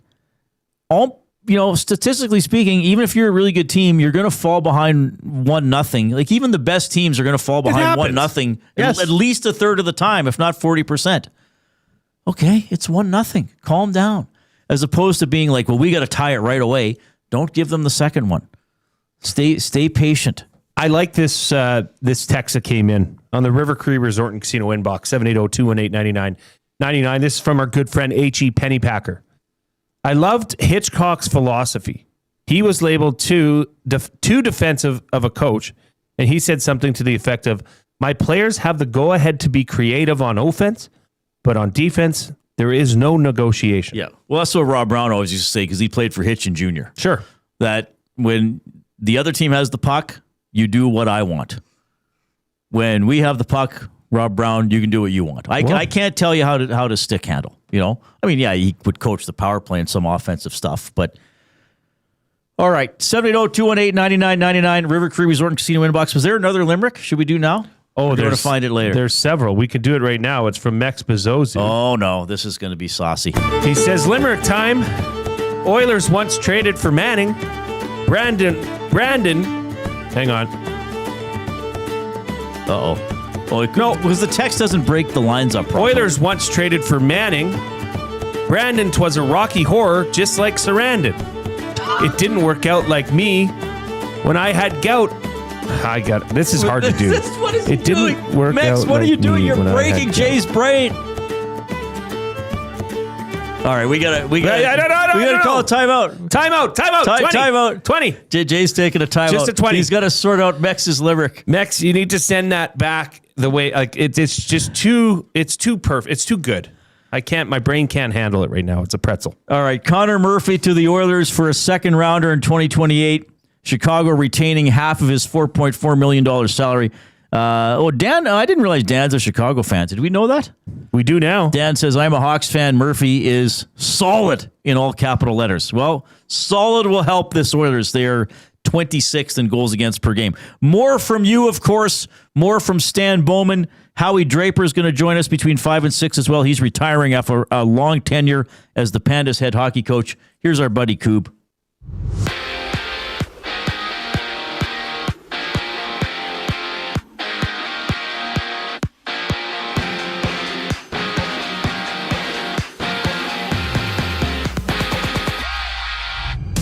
The Oilers have acquired 32-year-old defenseman Connor Murphy from the Blackhawks in exchange for a second rounder in 2028. Chicago retains half of his $4.4 million salary, with Murphy set to become a free agent at the end of the year. With the move, Ike Howard heads back to Bakersfield, being recalled earlier today, and Josh Szymanski is headed up from the minors to Edmonton, being recalled. Edmonton also assigning Andrew Mangiapane, Alec Regula to the AHL, plus Mattias Janmark has bbeen placed on long-term injured reserve, expected to miss the remainder of the regular season, having surgery Wednesday, according to the fourth period's David Pagnotta. One game wrapped, 5 games left in the NHL today. It's the Kings and Avalanche facing off. Zach Dooley, manager of editorial content for the Kings, reporting that Drew Doughty will not play. Meanwhile, Seattle plays host to Carolina. The Leafs and Flyers drop the puck while Vancouver battles Dallas. To the CFL, the Elks have signed 4 new players, 3 defenders, 1 receiver, including defensive back Ike Brown, with all 4 players coming to Edmonton with NFL training camp experience. To the hardwood, the Celtics and Bucks tip off. ESPN champ Sherania stating that Giannis Antetokounmpo will return after being sidelined the past 15 games with a calf injury. This sports update is brought to you by Advantage Sports Medicine and Physiotherapy. Connor McDavid's got a team of specialists, and you've got a bag of frozen peas. Get the same locker room approach that's trusted by the best in the game. Call them at 780-460-9977 or visit their website at advantagesportmed.ca to book an appointment today. More with Reid and Jay following the break. I'm Zachary Kubish, and you're up to date. The Nielsen Show with Lieutenant Eric. Since Darren Drager, do you think that's kind of an avenue the Oilers could take? Obviously, it wouldn't be taken well in the city, but sometimes you just have to just shut it down and go with what you have. Not many NHL general managers pay attention to what the fan base is saying or what the media is saying. There's been an undercurrent that has been consistent, and I'm sure Stan is feeling the same way as other general managers. The Nielsen Show with Lieutenant Eric. Weekday mornings 6 to 9. Only on Edmonton Sports Talk. Your clear choice for Edmonton sports. Hey Edmonton, did you know a local Play Alberta winner scored over $430,000 on Desert Fantasy? Think about the rec room you could build with that kind of cash. From major casino winners every hour to jackpots worth millions and hundreds of popular games to money that stays in the province, there has never been a better time to sign up for Play Alberta. Download the app today to get started with casino, sports, and lottery, all in one app. Must be 18 plus to play. When you gamble, use your game sense. When you cater with Royal Pizza, you're getting the same great pizzas, pastas, and salads you love, just bigger and built for a crowd. Perfect for teams, offices, or parties, Royal Pizza's catering brings real value around $10 per person. Delicious, high quality, and easy. If you like their pastas, you'll love their catering pastas even more. Visit royalpizza.ca or contact your local store for exact pricing and details. So come on home, Royal Pizza, still making it great.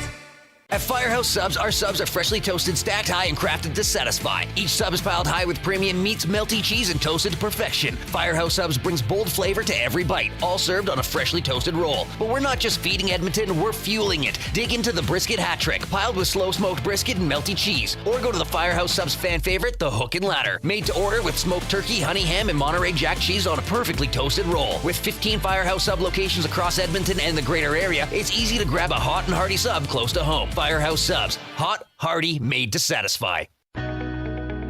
When gambling, set a budget before you play. Stay informed and visit GameSenseAB.ca to learn how. Remember, if you gamble, use your game sense.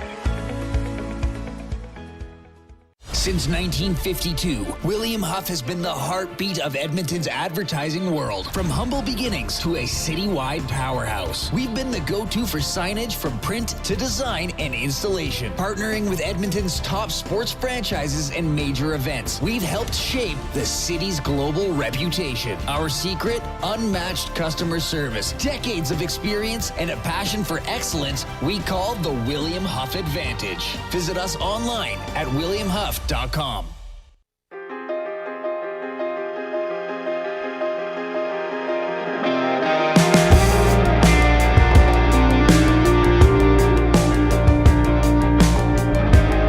have been different, but it was bad from the start.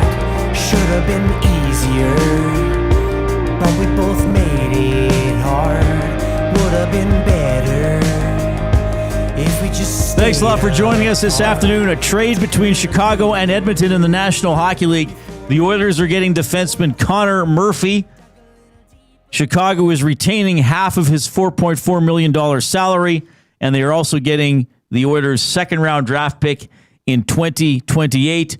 Mangiapane, Regula to the minors, Szymanski up, Howard up, and then Howard back down. Is that kind of what's happened? Yep. all for to make sure they're under the cap and to maximize the long-term injured reserve savings and all that fun stuff.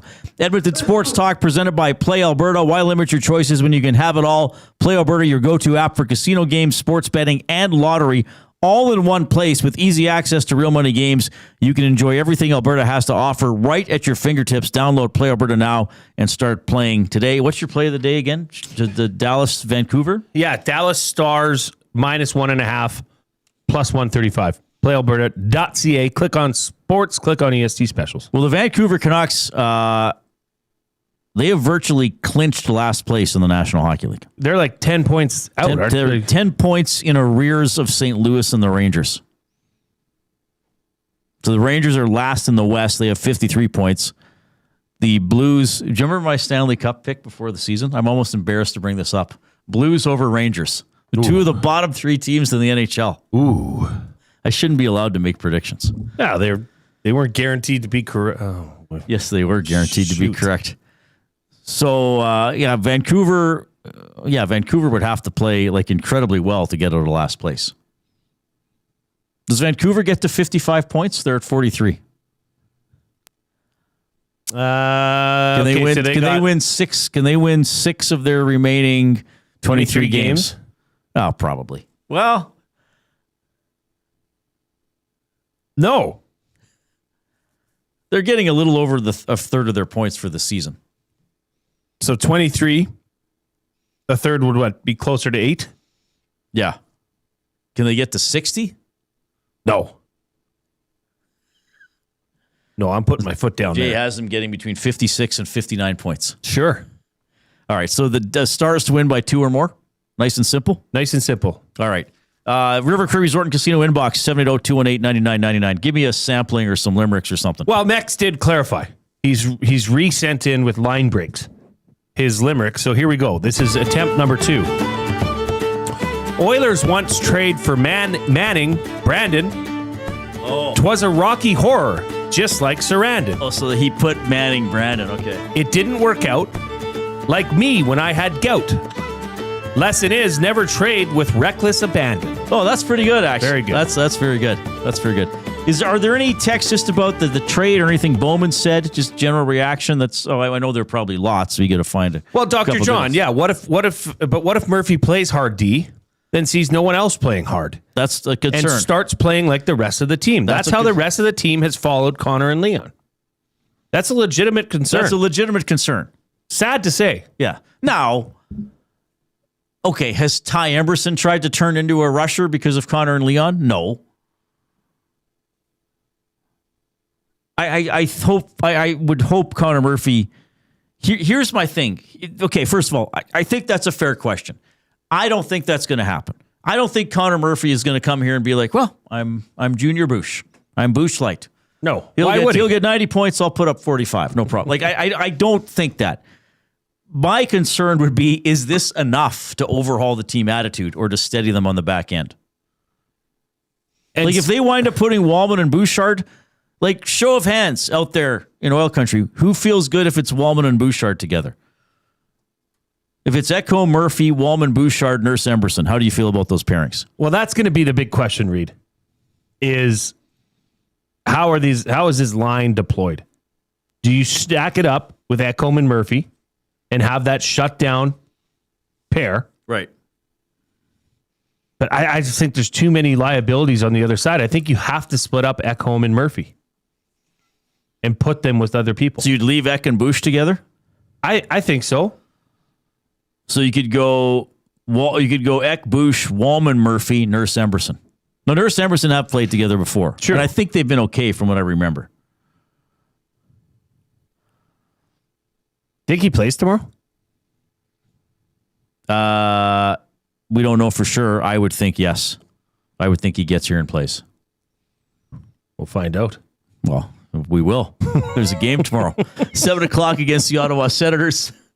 The GCL Diesel Oil Stream pregame show will be at 6 o'clock with Tom Gazzola hosting. All right, Stan Bowman speaking today. Well, you know what? A couple of these clips are now dated because he was asked about getting a right shot D. And he was asked about how confident are you that you can find the cap space to get moves. So we kind of know about those.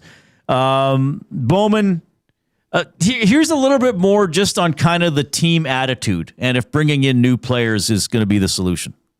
We want to put on a show and we want to score goals. And I think we all love scoring goals. But there's two sides to it, and I think we haven't managed that very well as a team. So, yes, there's lots of details underneath that as far as players that need to play better.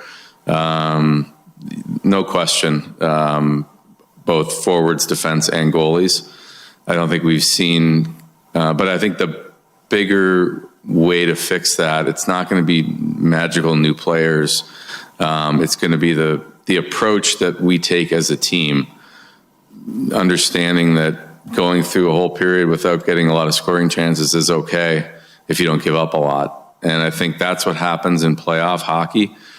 And I think our team has shown the maturity to play that way when the games matter the most. I think right now we haven't been dialed in enough and committed enough to play that way.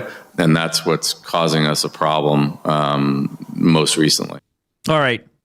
So again, what does he talk about? Their approach, lacking maturity, lacking commitment to play properly, pushing too much for offense. He said they don't need some magical new players. They kind of need an attitude. Oh, I wonder if Magical Murphy, maybe that's what Chet will call him. Well, as he was saying, I wonder if Stan Bowman is trying to pull one over here with these magical players reference. Well, you might have pulled one in here. We should just clarify for people tuning in, or if you were busy today, Bowman spoke a little afternoon before the trade was even starting to bubble, I guess. And this news came out from Elliot, around 1:40? Or was it? It was during the first hour of EFC Afternoons with Matty and Coob. Okay, right. And by the way, Darnell Nurse right now is fourth in the Edmonton Oilers in time on ice. This is also you think something this might push that down. I think it has to, and Reid probably for good reason. Where is he in shorthanded time on ice? Do you have that? Let me find it out. I was just looking that up earlier. He shoots the other way than Murphy, but still, you could tinker with the PK pairings a little bit. Shorthanded time on ice, Darnell Nurse is fifth at 78-37. So who's first? Eck? Bush. Eck. Bush leads in shorthanded time on ice? Correct. Okay. I knew he was killing more penalties. I didn't realize it was that much. Bush, Eck, Savoy, Emberson, Nurse. Bet you couldn't have named those five. Savoy is 30. I didn't realize I know he's been killing. I would have put, that was that per game or total? Total. Because Nuge would be up there when he plays, right? So shorthanded time on ice per game played, if you want to look at that, okay? Okay. Bush, Eck, Henrique, Savoy, Stastny. Oh, so Savoy's been killing quite a bit. He had a great road trip. Oh, yeah. Savoy had a great road trip. Was that Frederick's best 3-game stretch of the season? Probably. I know he scored, but he was actually hitting. You sort of noticed him more. He had a good Western road trip. I found it. I had to laugh to myself when I saw him score, and he just batted it back in the net just for good measure. Well, just to make I sure. wonder if he's thinking, too, I hope that went in the first time. The way my season has been going, I better shoot it in case that's a rebound and not a rebound off the goalie and not out of the net. But yeah, we're in the Canadian Brewhouse studio as we are every day. Make your afternoons better at the Canadian Brewhouse. Happy hour runs Monday to Saturday, 2 to 6 p.m. with deals starting at $3.99. We'll see you at the Canadian Brewhouse. All right, plenty more on the orders. We have a lot of your reaction coming in, so we want to read some of your texts and go down that road. We'll have more comments from Stan Bowman, a little bit from Kris Knoblauch as well. He was asked a very blunt question about how Darnell Nurse is playing. If you have us on iHeartRadio, TuneIn Radio, thank you. Please keep spreading the word to other people in your lives. Subscribe. How they can find Edmonton Sports Talk. Subscribe on YouTube. We keep driving up our subscriptions on YouTube, which is great. If you are in on YouTube and have not yet given us a thumbs up, click that thumbs up button. We're at 170 thumbs. Let's at least get to 200 in the final hour 15 of the show. I think we can do well over 200, but let's get at least to 200. For those of you saying you better play the song, Reid, here it is. Click, click, click. Must you click? Please, please click. Must you click? You must click. Thumb. And if you're new to the show and you're wondering about that, I wrote that myself. I mean, not to brag or anything, but I was up late one night and I just started fooling around on my piano, kind of like how Eddie Van Halen would do it. You know, I had the drill, and it's like, hey, you got the reference to the song. Yes, that was good. Yeah. I like that. Yeah. Let's soar like the Eagles. A little bit of pound cake for you. A little bit of pound cake. Yeah. All right. Click that thumbs up on YouTube if you have not already. And then click the share button. And that'll generate a link for you that you can copy, email, text out to other people and be like, hey, look at these guys going. Lots of Oiler talk today. And there is a significant story from the U of A. Howie Draper retiring. Incredible tenure as the head coach of the Pandas hockey team. We're going to catch up with him and see what is going on with his life. It is 4:44. Zach Kubish, you speak now.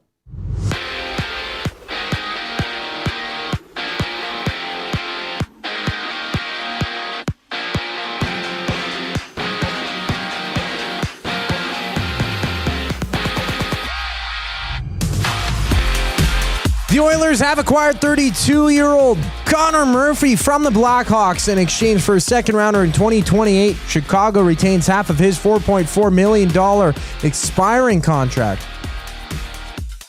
with Murphy turning 33 years old later this month.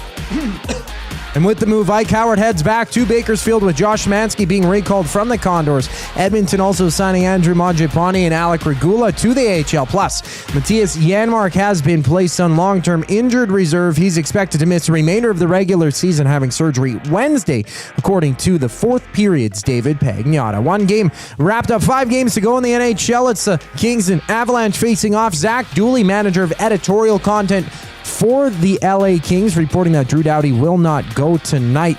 Brier action, 4 matches live, including both Newfoundland rinks going head-to-head in the second, and it's Nathan Young's squad trailing 2-1 against Brad Gushue's rink, who's 3-0 so far in the tournament. Over in the CFL, the Elks have signed 4 new players, 3 defenders, 1 receiver, including defensive back Ike Brown, with all 4 players coming to the Double E with NFL training camp experience. On the court, the Celtics and Bucks match up 4 games in the NBA tonight. ESPN's Shams Charania stating that Giannis Antetokounmpo will return for Milwaukee after being sidelined with a calf injury, being out the past 15 games. The Reid Wilkins Show continues after the break. I'm Zachary Kubish, keeping you in the loop. Hangout. If you came in and said Hernan and Gager were very positive to start the show, I would leave this room, go to Hernan, and be like, Hernan, we need to figure this out. Yes. What is wrong with you today? What went wrong today? Like, why are you so positive? Like, because you clearly are sick. Do you need to go home today, Hernan? The EST Hangout, presented by Sentinel Storage. Weekday mornings 9 to 11, only on Edmonton Sports Talk. Your clear choice for Edmonton sports. Sentinel Storage congratulates Team Canada for all their perseverance, dedication, and commitment, for representing our country so well. Our athletes make us proud to call Canada home. Sentinel Storage, proudly Canadian and official storage partner of Team Canada. The road to the FIFA World Cup runs through Edmonton. See Canada Soccer's men's national team before they take on the world this summer. Canada versus Uzbekistan. June 1st, 7 p.m., Commonwealth Stadium. Tickets at Ticketmaster.ca. Looking for quality building materials and friendly advice? Visit us at Windsor Plywood Leduc, family owned and locally run since 1993. From interior materials for doors, flooring, baseboards, and all the finishing touches to all you need for your outdoor projects like cedar lumber for decks and fences, plus all the plywood you'd need. Our full-time on-staff carpenter can help with anything odd-sized or custom, and from domestic hardwoods to exotic selections, we've got you covered. And if we don't have it, we'll track it down for you. Windsor Plywood Leduc, we're the experts you need to know. Hey Edmonton, did you know a local Play Alberta winner scored over $430,000 on Desert Fantasy? Think about the rec room you could build with that kind of cash. From major casino winners every hour to jackpots worth millions and hundreds of popular games to money that stays in the province, there has never been a better time to sign up for Play Alberta. Download the app today to get started with casino, sports, and lottery, all in one app. Must be 18 plus to play. When you gamble, use your game sense.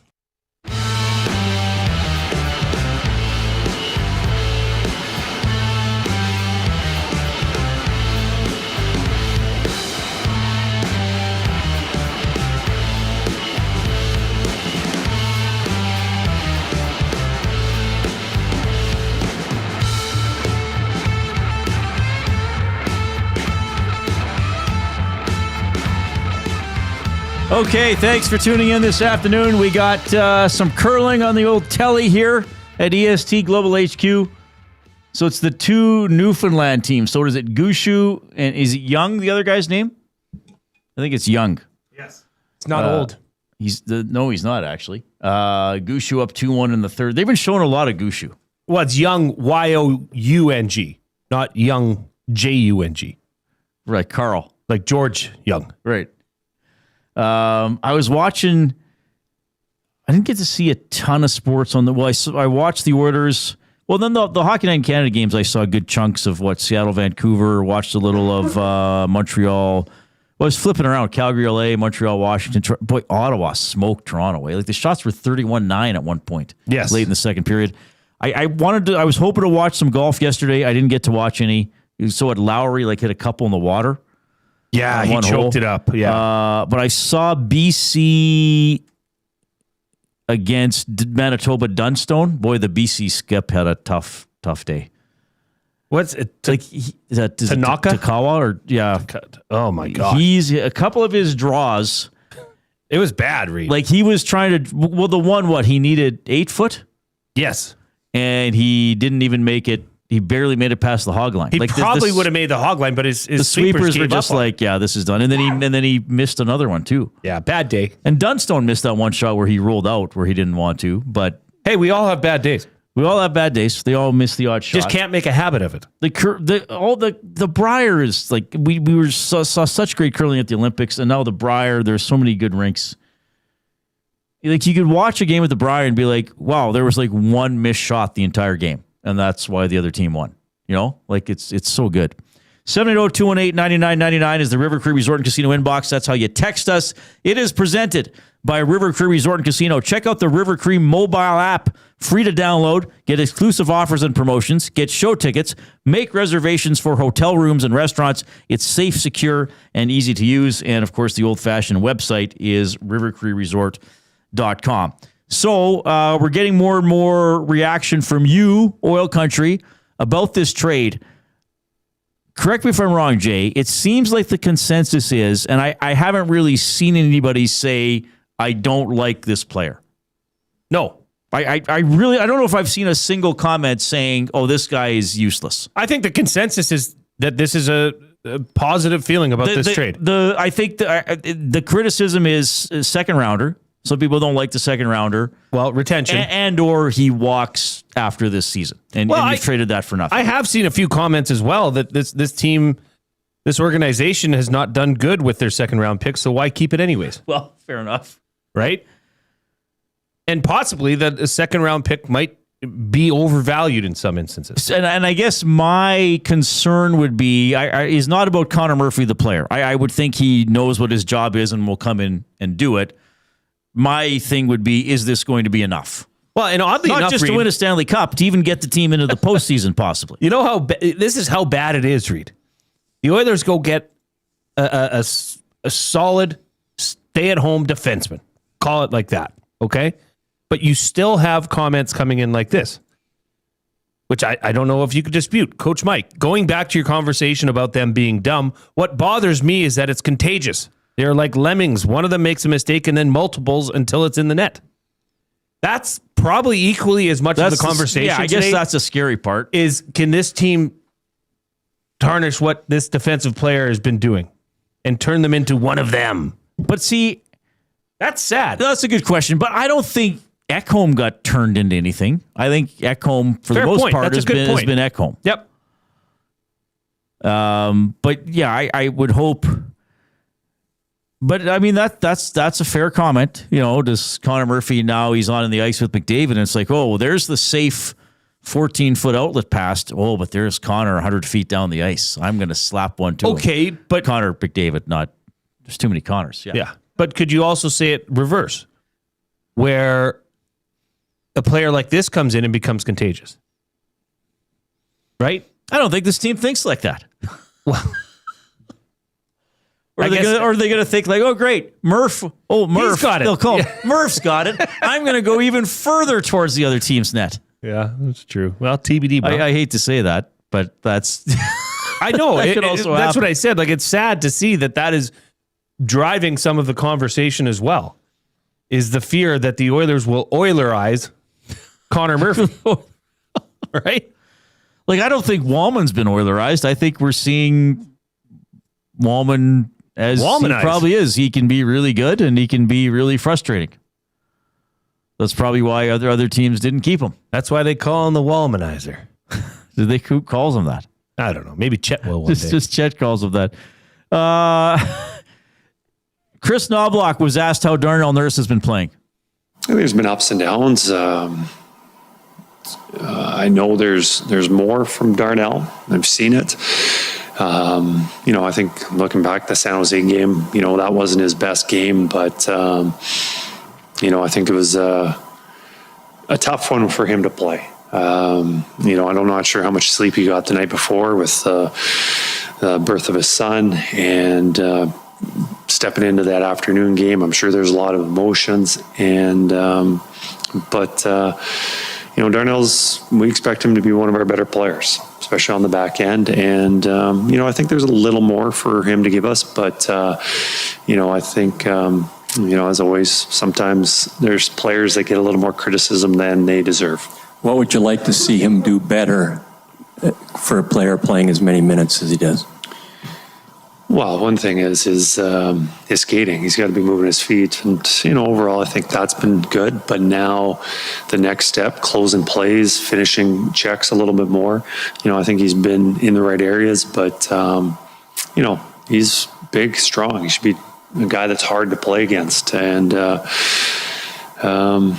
then also, when he's moving his feet at his best, he's also pretty good at moving the puck. When he's stationary, that's when he's getting into trouble. And, I think this road trip, maybe there's some turnovers, but I think each time just standing still and where he can be phenomenal when he's moving his feet. Do you agree with that? Probably, yes. And probably frustrating for people listening to hear. I'm just going to make a very obvious statement. Okay. That shouldn't need to be made, but I'll explain why I'm making it. Go on. Skating is part of hockey. So I'm sure when people here say you got to move your feet, it's a little bit like, yes, obviously.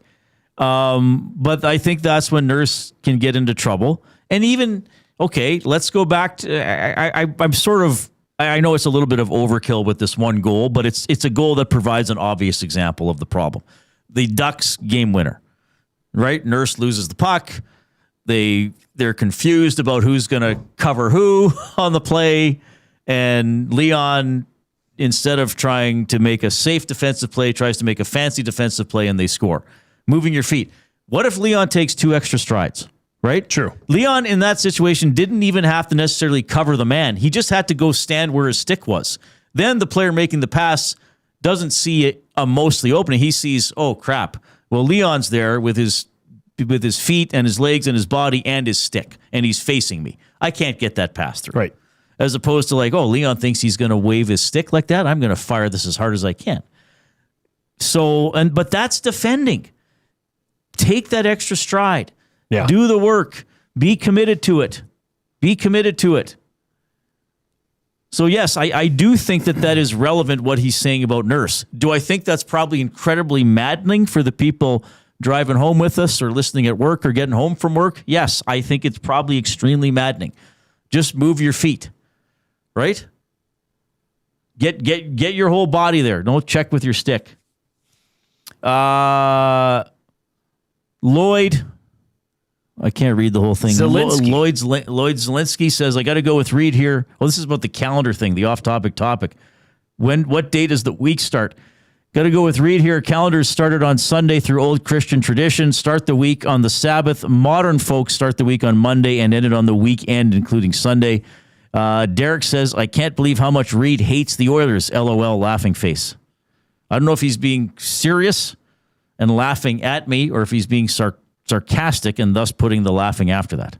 Well, it's an LOL with a laughing face. So does that cancel each other out?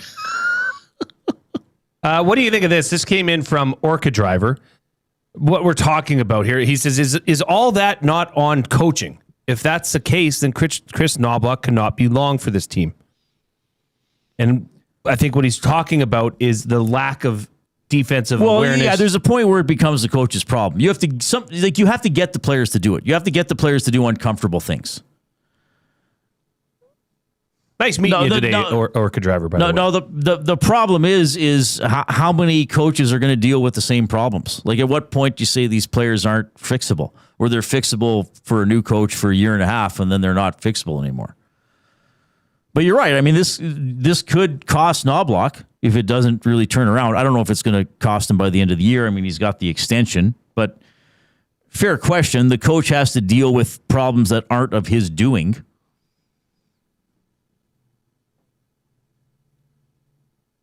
Dan also says he's the Chicago fan. Keep in mind that Murphy has been playing with Bedard. I know Bedard is no McDavid, but he's not bad. Murphy will be great for the Oil. Let the guy get his feet on the ground in Edmonton at least.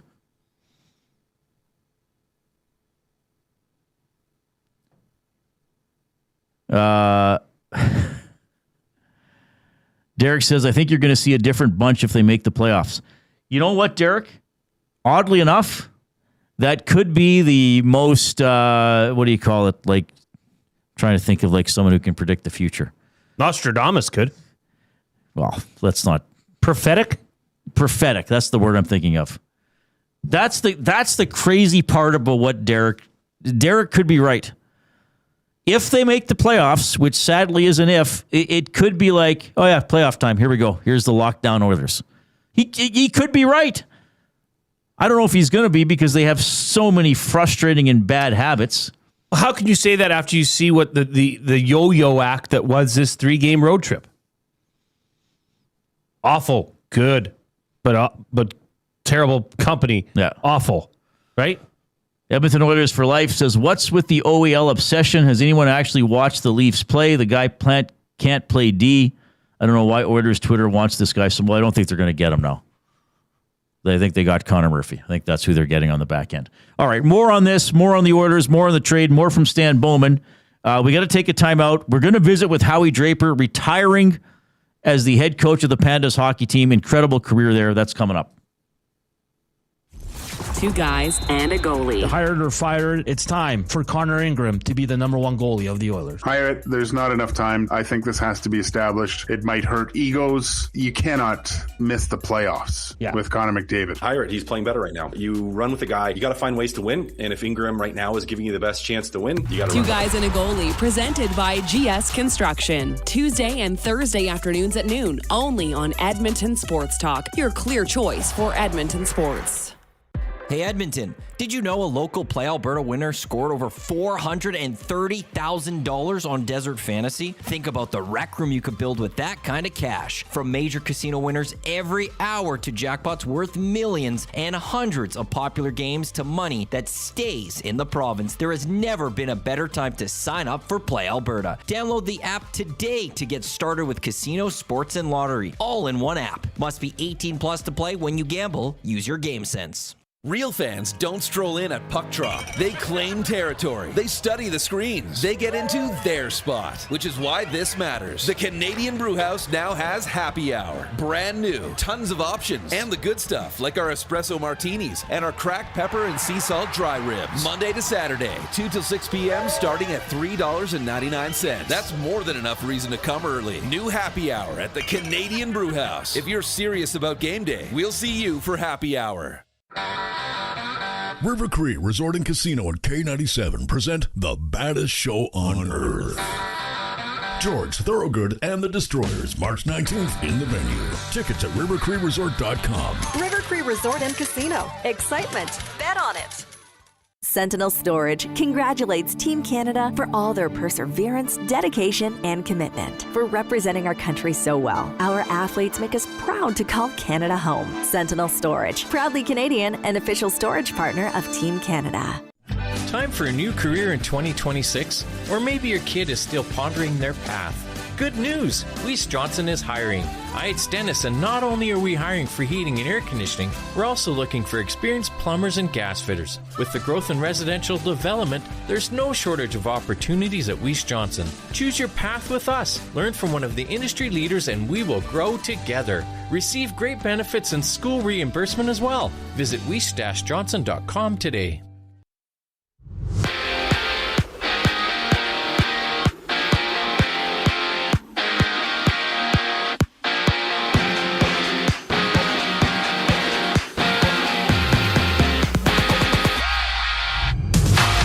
The Oilers have acquired 32-year-old Connor Murphy from the Blackhawks in exchange for a second-round pick in 2028. Chicago retains half of his $4.4 million salary, with Murphy set to become a free agent at the end of this season. With the move, Ike Howard heads back to Bakersfield, being recalled earlier today. Josh Szymanski has also been recalled from the Condors. Edmonton also signing Andrew Mangiapane, Alec, Regula to the AHL, plus Mattias Janmark has been placed on long-term injured reserve, expected to miss the remainder of the regular season, having surgery Wednesday, according to the fourth period's David Pagnotta. One game wrapped up, 5 games to go. It's the Kings and Avalanche facing off. Zach Dooley, manager of editorial content for the Kings, reporting that Drew Doughty will not play. In Briar action, 4 matches are live. Both Newfoundland rinks are going head-to-head. Fourth and Nathan Young's squad leads 3-2 over Brad Gushue's rink, who's undefeated so far.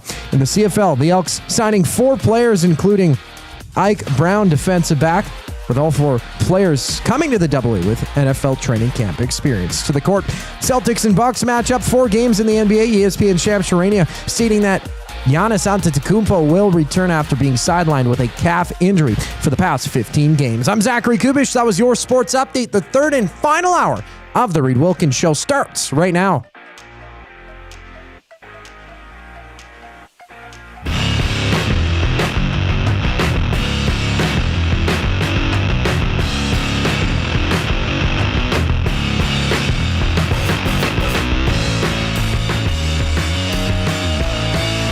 All right, it's 5:05. A little bit of snow earlier. I think it's stopped here, at least in West Edmonton, the good old Dinner Theater District. It'll be spring eventually, right? Law of averages indicates it would. Well, I can't believe it's already March. We're moving the clocks. Yeah, it is hard to believe. Hernan texted me that yesterday. He's like, "Hey, Reid, can you believe it's March?" I was like, No. So we're moving the clocks ahead. Sunday. Saturday night, Sunday morning. BC is doing it and then leaving them. So BC's not going to fall back in the fall. So they can just adjust next it and then November to March. Break that off. Break it off. They're not break gonna off. need it You don't anymore. need the little thing. Yeah. November to March, we're going to be on this next November to March. We're going to be on the same time as BC. Amazing. But BC won't be on the same time as California, the way I understand it. What is happening in the world? All right. The Oilers have acquired Connor Murphy from the Chicago Blackhawks. He is a right-shot defenseman. He is 32, almost 33 at the end of the month, 6'4", 212 pounds, 13 points for Chicago this year in 60 games. That's not why the Oilers are getting him. As Jay's been telling you, he can kill penalties, he can defend, and he is a UFA at the end of the season. The Oilers give up a second-rounder in 2028, and Chicago will retain half his salary, $2.2 million. So 2.2 on the cap. The Oilers have sent Mangiapane down. Howard was up and then down. Regula's down. Szymanski's up, so he's probably going to play tomorrow. So that's a quick summary there.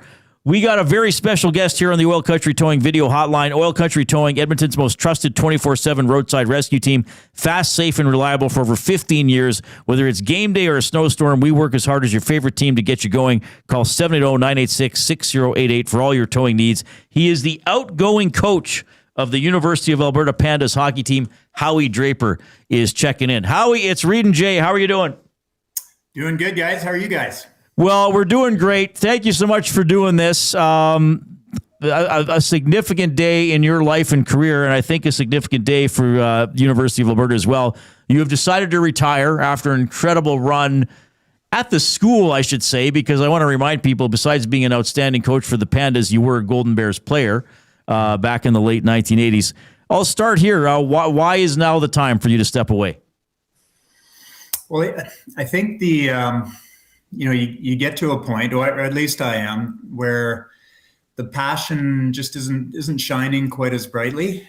And although I still enjoy working with the players on a directly, it's all the other stuff that comes along with being a head coach at the varsity level at the U of A that I think it's starting to fade a little bit for me. So I think it's important that we get a breath of fresh air and at the U of A with the Pandas, and I'm really excited to see how that all works out. All right, so you're hired in the summer of '97. What did you think you were getting into coaching? There wasn't a lot of women's hockey, obviously, at the U Sports level or whatever. It might have still been even CIAU at the time. What did you think you were getting yourself into in 1997? Like, how do you look back on the journey? I had no idea what I was getting into. And I had actually been at the U of A for the previous season. Ian Reid had agreed to take me on. I was just kind of stuck in my just not really going anywhere in the previous profession and the previous job. And so I contacted Ian, and I had the luxury of being in touch with Ian a lot through my association with the Bears hockey alumni. And he hired me on to help out with corporate sponsorship and alumni and stuff like that. So that was great. But I think he had a plan all along, because after that season, and as you mentioned, the summer, he asked me if I'd be interested in coaching the women's hockey team, and that they were just starting up. And I had no idea that I wanted to be a coach, in all honesty. And so I took, I don't know, maybe a weekend to think about it. And then I thought, yeah, okay, I'll give this a go. But absolutely no idea what I was getting into. But hey, it's all worked out, and I've had a lot of fun, and we've had some success along the way. And it's I certainly wouldn't have changed things, that's for sure. How do you compare? I mean, this is a huge picture questions, but I almost feel bad asking you this, because we could probably do an hour on it. But if you can kind of summarize it, how do you compare the landscape of university women's hockey from the late '90s to now? Oh, well, it's come a long way. Like that first year that I coached, so we had about 50 players try out, which just doesn't happen anymore, because now we recruit most of the players, and we may have one or two players that will just come as walk-ons, but it doesn't happen very often. So that's one of the biggest things. And so when you have 50 players just come and try out, then you're going to get all walks of life there. And we certainly had that, at least all walks of the sporting life, because we had some players that were figure skaters. We had lots of ringette players, many of which we took on the team because they were outstanding skaters. We had players that were already sort of in the beer leagues and not playing a U18 at a high level anymore. And then we had some that were coming right out of U18.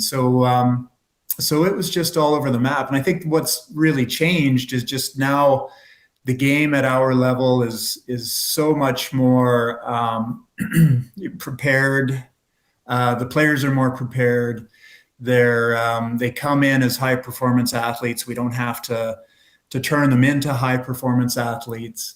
They've got all the resources around them. So they're where they need to be to step out of the gates and have success.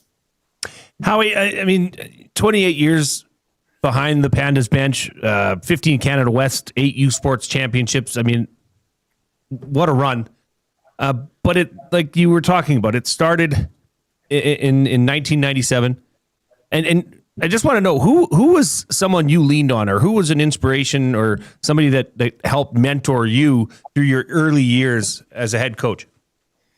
Well, so many, to be honest, Jay. Like we had, it starts off with Coach Drake.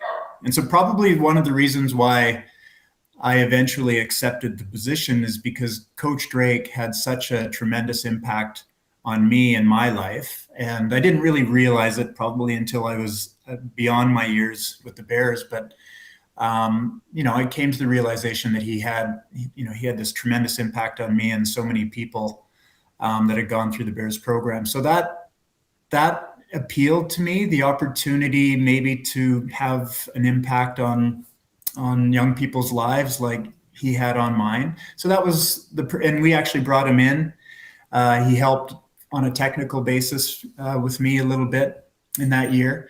The other person that I was able to lean on that came in right off the hop was Stan Bowman. So the dad, past Golden Bear and dad of Jay Bowmeister, and so he had coached a lot, coached his son coming through the ranks, and he really knew the game, and we both came from the same culture and had the same values, and so I brought him on. He jumped on it, and he really helped me shape. He played a huge part in helping shape the culture that eventually became, had that winning recipe, whatever it might have been, that we're able to use over the, through the first 20 years of the program and on. Howie Draper joining us on the Oil Country Towing Video Hotline. He is retiring after an incredible run as the head coach of the U of A Pandas hockey team.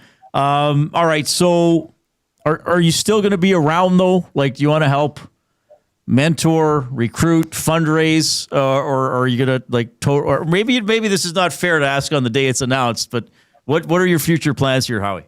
Yeah, no, all of the above. I think I have talked with Leah, our current AD, and Leah's agreed to keep me on to help in whatever way the new coaching staff might require me. And so in my mind, one of the things that I would really have appreciated is somebody helping out on the recruitment side. And I did get a lot of that, don't get me wrong, but somebody helping out in that area, somebody helping out with the fundraising, absolutely, because that really weighs a person down. And I think, if I can help in that way, certainly the mentorship, if that's something that really, whatever the coach coming in feels that I could be a benefit, whatever area, then I'm happy to help out. Okay. Well, congratulations. I mean, incredible job. I know you and I have talked before over the years, but just an incredible run with the Pandas. You've meant so much to that program and to that school, to that athletic department. So we applaud your accomplishments, and we know there are great things still to come. And hey, there's always room between me and Jay. If you want to drop by some afternoon, we can just shoot the breeze. Jay played football. He's probably. I'm wearing my green and gold. I knew you were coming on the show, so I had to represent, baby. Oh, is that why? I was going to say this panda would look great right next to that bear. Absolutely. Well, so Reid, you have to throw on maybe some panda gear too. Just wait 5 or 6 years. There could be a Milne on one of the Pandas teams. It wouldn't surprise me the way the one can play basketball. So we'll see. Awesome. Hey, Howie, thanks so much. We really appreciate it, and let's keep in touch. Yeah, thanks for having me, guys. Take care. Howie Draper checking in, retiring after just a remarkable run as the head coach of the Pandas. Also coaching the PWHL for a year. We should mention that too, but 8 national titles. Really established that program. 715 games, Reid. Not bad. 1, not coached. 1. Sorry. Yeah. Yes. Victories. we should clarify that. Yeah. Oh my gosh. That's victories. Yeah. Howie's a great guy. I saw when I posted on Twitter that this was coming. Somebody wrote Howie's one of the best coaches any level, male or female sports. Just incredible. So. That's good. That's good. We're happy to have him on and definitely talk about his career. And it's sad to see that era come to an end, and it makes you really appreciate that era, and that you may not see that. I mean, we live in a time where, what have you done for me lately? Right. And well, okay, you've been here a few years. Time to move on. I mean, what Howie Draper is synonymous with not only Pandas hockey, but women's hockey. Yep. Like he's done so much for that game. He's just done so much and put the University of Alberta Pandas on the map. I mean, you're right in asking that. Like, what was the landscape like when he took the job in 97? And now to see where it's at, and you have athletes coming to you that are prepared, ready to go. Mm-hmm. Because it's been totally changed over the 28 years he was a head coach. Yeah, awesome stuff to have Howie Draper on the program. And a pleasure. He came into my furniture store. Did he? Yeah. Did he know who you were? No, but I knew who he was. Like, hey, you're Howie Draper. I says, yes. But I think I hear him coming now. Well, that'll be and good that he's staying around. Yes. To have some bridge for the new coaching staff that's going to be coming in. Tell you what, they'll need it. Yeah, for sure. We're in the Canadian Brewhouse studio. Well, I don't think I've read this one yet. Get lucky at the Canadian Brewhouse this St. Patrick's Day. Well, they're apparently having a St. Patrick's week, March 13th to 17th. Why wouldn't you? What day is actually St. Patrick's Day? March 14th. Isn't it always March 14th? I thought it was always the 13th. No, it's March 14th. That's my mother-in-law's birthday. It's March 17th. You guys are 17th. all wrong. Everybody's wrong. So they're doing a lead up. Tuesday, March 17th. Okay, so it says so they're doing it the weekend prior. This is what it says. Get lucky at the Canadian Brewhouse this St. Patrick's Day, March 13th to the 17th. Enter to win a trip for two to Ireland. No. And celebrate with green beer, Guinness, and Jameson shots. Is that a type of whiskey? That's the Irish Jameson whiskey? is Irish whiskey. Don't miss the party at the Canadian Brewhouse. How about that? Wow. You can kiss the Blarney Stone. It's on tour. We better be careful about starting that. People are going to walk into the Canadian Brewhouse. Yeah, I heard on the radio the Blarney Stone's on tour and I can kiss it. What? No, if you win the trip to Ireland. You win the trip to Ireland. Have you gone to Ireland? Yes, I've been there twice. And did you kiss the Blarney Stone? No. Did you go see it? No. What did you see of note in Ireland? Well, you toured Guinness. Yes. And you said it was underwhelming. Yes. And then probably the coolest part was Londonderry, which is in the north of Ireland, because it's a big mall. Yeah, my dad's side is from Northern Ireland. Okay. So we would mainly stay in Northern Ireland. What are those called? Oh, they're like a wonder of the world. Oh, I can't remember the name of it. They're like lava formations that come out of the ocean. Giant's Causeway. Oh, I don't know. On the very tippy north part of up by Port Rush. Oh, neat. Beautiful. Yes. Giant's Causeway. I've never heard of that. Yeah, it's a lava formation. Oh, wow. They look neat. Yeah. They look like big foamy things. Yeah, they are rock hard.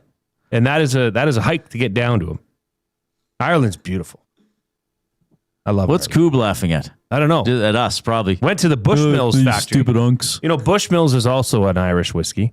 And we went to the Bushmills factory, which is still a thatched roof. Like they've preserved it the way it originally was. So much so that they don't allow flash photography in there. Just in case. Because something could happen. Just in case the roof erupts. The roof caves in. So my uncle William, he's a cheeky man. He started taking photos everywhere and we got kicked out. But did he have a flash on? Yeah. Oh, yeah. Well, why did he do that? Because he's a cheeky guy. It's silly. But we still got to taste the whiskey at the end. They wouldn't hold that back from us. In all honesty, I'm glad that happened. It was a very boring tour. Visit Ireland with J Mill. 50-50 chance you'll do something interesting. 50-50 chance you'll have fun. Yes. No, Londonderry is a really neat area. There was a lot of troubles there back when there were more troubles in Ireland, and it's a spot. Lots of murals. That's incredible stuff. If you are watching us on YouTube this afternoon, subscribe to the Edmonton Sports Talk channel if you haven't already. And you can give this show a thumbs up if you have not already clicked the thumbs up button. How about this? We are over 200 thumbs. Let's see how high we can go. And also remember to click the share button. Send the show link off to somebody else and get them involved in our great community. We got Fired Up coming up for Gemco. We got Words of the Day for Edmonton Public Library. So this is serious. If you're new today, or you want to get new people involved, you can say, hey, these guys do a lot of sports stuff. They've had all the orders. The two biggest stories today, the three been Bowman talking, Murphy trade, Howie Draper retiring from the U of A. We've covered all of them, and we have fun. Yes. And we do Words of the Day, which is fun and educational. It's funational. It's funational, everybody. Word of the day coming up. And we also have the off-topic topic for William Huff. What is the first day of the week? I say it's Monday. I say it's Sunday. When does the week start? If I had to pick, I would go with Monday. Well, it's not. Is it a pick thing? Like, I mean, I just look at calendars. You know, I'm a calendar guy. We have one in the bullpen. Yeah, it's a very nice calendar. And it starts on Sunday. And it ends on Saturday, left to right. So I would just assume, unless all the calendar makers in the world are out to lunch. Right. They could be. They could be. A lot of people are out to lunch. Some people even say we are. Well, that's a fact. What else do we want to do here? Oh, here's one. Stan Bowman was asked, are you in the market for a goaltender? I think our goaltending hasn't played great, but at the same time, I think a bigger problem is we put our goalies in a really tough spot. I think they can be better. I don't think, I'm not trying to communicate that they've had their A game or played at an elite level. But I think if you're stuck on the numbers, I think you kind of have to watch the games, which I know you guys do as well. We put our goalies in some really tough spots, and I don't think that's a winning formula no matter who you have in net. So, yeah, I'd like to see our goalies find some more consistency to their game. I think the better way to do that is not only for them to find their game, but for us to put them in situations where they're more likely to find it. I don't think we've done a very good job of that this year, especially the last month or so. There was a stretch there, I think, from mid-December to mid-January when we were playing. You go back and watch some of those games, we weren't putting ourselves in so many bad spots. And I think in those times our goaltending looked solid. So I think we've got to put them, like, they need to find their game too. So I'm not absolving them. I think they can certainly play better. But I think the way that we play as a team is going to play a bigger role than that, than just a new person in the uniform. All right. Well, that's kind of his theme today, that he feels the existing players can play better, even though he went out and traded for a player after that. And that the goaltending may not be as bad as it would appear by the numbers. Because they give up a lot. Because they're giving up chances. They're too loose. Right. And nobody, I don't think anybody would. I still say Ingram's been the best possible goalie. And I still say Ingram gave them a chance against San Jose, even though he gave up 5 and made the goof up going to chase his stick. I mean, he helped them climb back from 3-1. He made some pretty big saves when San Jose was at 3. Oh, I agree. That game could have easily blown up. You think it's jarring in the tomorrow? Second period? It'll be jarring. That's tomorrow. A good question. I think it'll be jarring tomorrow. I think if they would have got that win against San Jose, it's Ingram tomorrow. But because the loss, I see this as an opportune moment to give Jari another chance. Right. Let's hope he and his team defensively can take advantage of that. Was it 6-5 or 5-4? There's so many goals I can't even keep them all straight. 5-4. Right. It was 6-5 in That's Anaheim. what the Coob just said. Right. 5-4 in San Jose. They beat LA 8-1 because LA didn't care. Quick limerick. Let's do it. Box number says, when Jay sees a poem not legit, it may have him throwing a fit. It's breaking his brain. He may go insane, but he'll probably still butcher it. Oh, jeez. VR Montenegro. Oil ship out. Jonas, D-Mac, and Bobo get Laflamme, Cleary, Kilger, and Morrow. A 7-player deal when hockey trades were real and you had a GM that didn't blow. My goodness. Well, let's make it a 3-way here, Reid. Sure. We got one from Gavin. Let's make it a 3-way, Jay. That's a great idea. Gavin, you're joining the 3-way, buddy.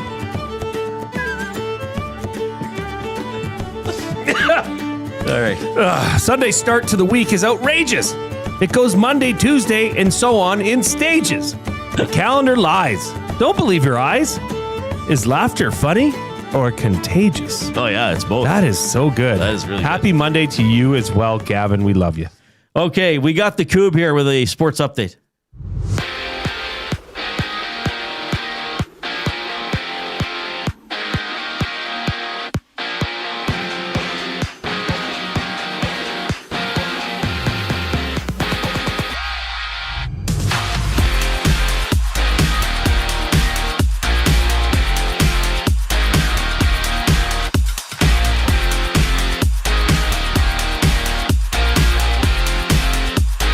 The Oilers have have acquired 32-year-old defenseman Connor Murphy from the Blackhawks in exchange for a second-round pick in 2028. Chicago retains half of his $4.4 million expiring salary.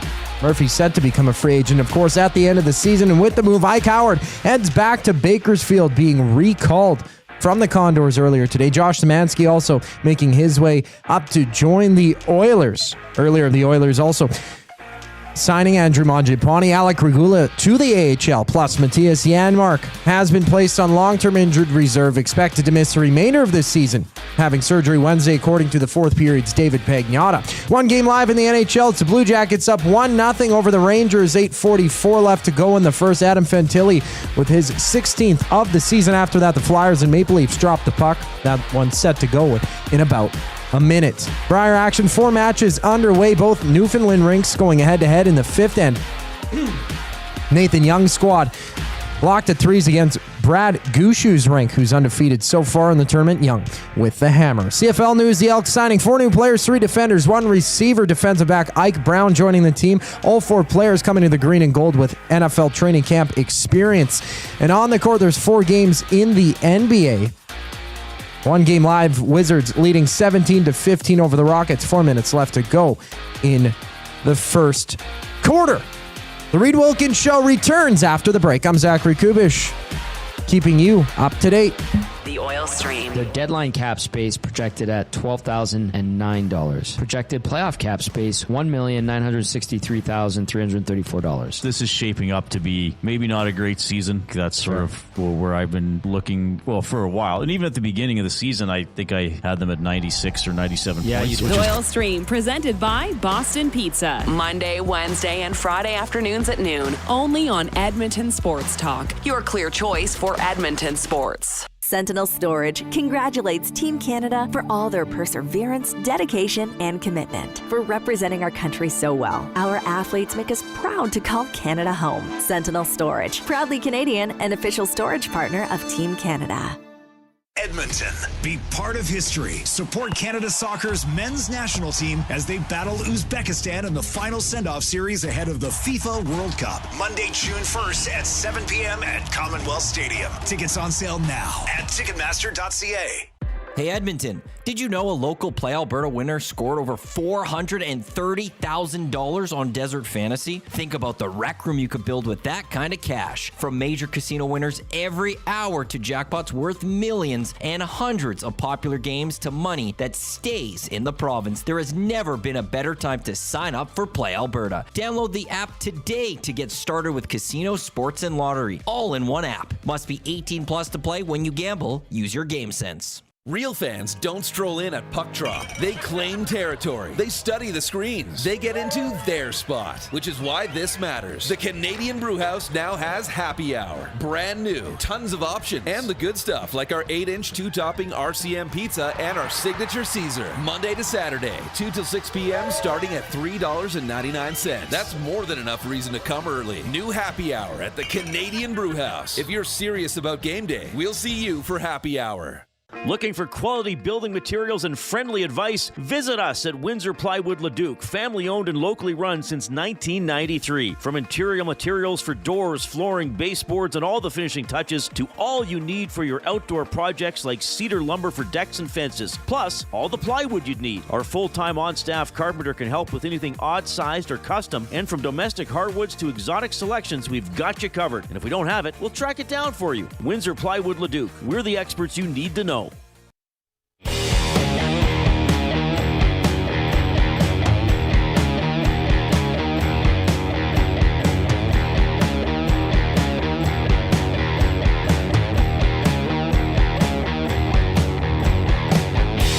Welcome to Oil Country. Connor Murphy, he was acquired by the Oilers from Chicago today in exchange for a second-round draft pick in 2028.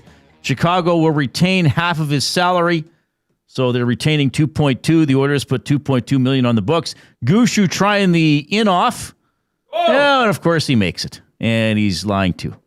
A lot of Newfoundland violence there. Like these guys, the best guys, it's like, oh yeah, it wasn't even that difficult. That's a great shot. Great shot. I've got some announcements to make. Fired up? Yeah, sure. for Gemco Fireplaces, proudly serving Edmonton and area for 45 years. The authorized dealer for Napoleon Fireplaces. Whether it's gas or wood burning, look no further than Canadian-made Napoleon Fireplaces. All the Napoleon products you need available at Gemco, 9281 50th Street. First off, Reid, Zach, and I went to Boondock last Monday, a week ago today. Tuesday we went. Yep. Correct. That video was put up on our socials. So if you want to have the full experience, go to, check us out on Twitter, Reid Wilkins, at Jason Milne, at Yeg Sports Talk, at Edmonton Sports Talk on Instagram. Check it out. All the links are in our bios to Downtown Dining Week. Take advantage of it. It's from March 11th to 22nd. But check out our experience at Boondock. I would have that experience again. Especially the beets. Oh, yeah. Oh, my goodness. And what do they call it? Goat cheese pudding? Custard. Oh, yeah, it was like beets, pears, I think something else, and goat cheese custard. It was delicious. Yeah, and I'm not a goat cheese guy traditionally, but this was bang. Yeah, well, everything was good, but that was my favorite dish. It was popping. Yeah. And a reminder that Edmonton Sports Talk is participating in the Heavy Hockey Showdown. Again, this year, it's on March 14th. That's why I had March 14th on the brain, guys. I know my mother-in-law's birthday is March 17th, and St. Patrick's Day is March 17th. Right. But I had the 14th on the brain, because that's the heavy hockey showdown. Dustin, Tom, Benny, Zach will be there. Trev will be there. Maddie will be behind the bench. Maddie's the bench boss again. Belzy? So there's going to be some auctions coming up to raise funds. I think Maddie's going to auction off his assistant coach spot if you want to be alongside the bench with him. But right now, and just a reminder, all the money goes to the Sexual Assault Center of Edmonton, SACE. So if you go to edmontonsportstalk.com and you want to help, just click the Heavy Hockey Showdown. All the instructions are there. Help SACE raise some money. These guys do a fantastic job year after year of raising funds for this fantastic cause. That's it. My announcements are over. Dwayne Rollison will be on EST Afternoons tomorrow at 1:20, Coop. That's the time, baby. Gager and Hernan. Rolly the goalie. He's interesting to talk about. If he, I know it was 20 years ago now. He's answered a lot of questions about it. But, he came in, got traded for, was, trying to remember. I think he was okay at first and then sort of got things going.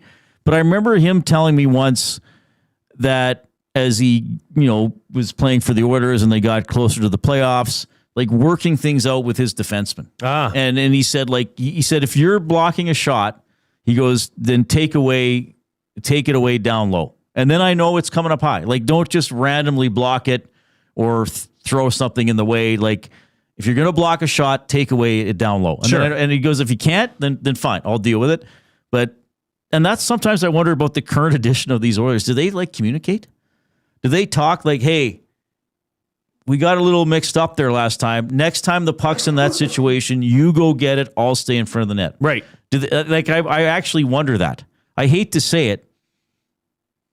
I feel like I'm picking on the team a little bit today.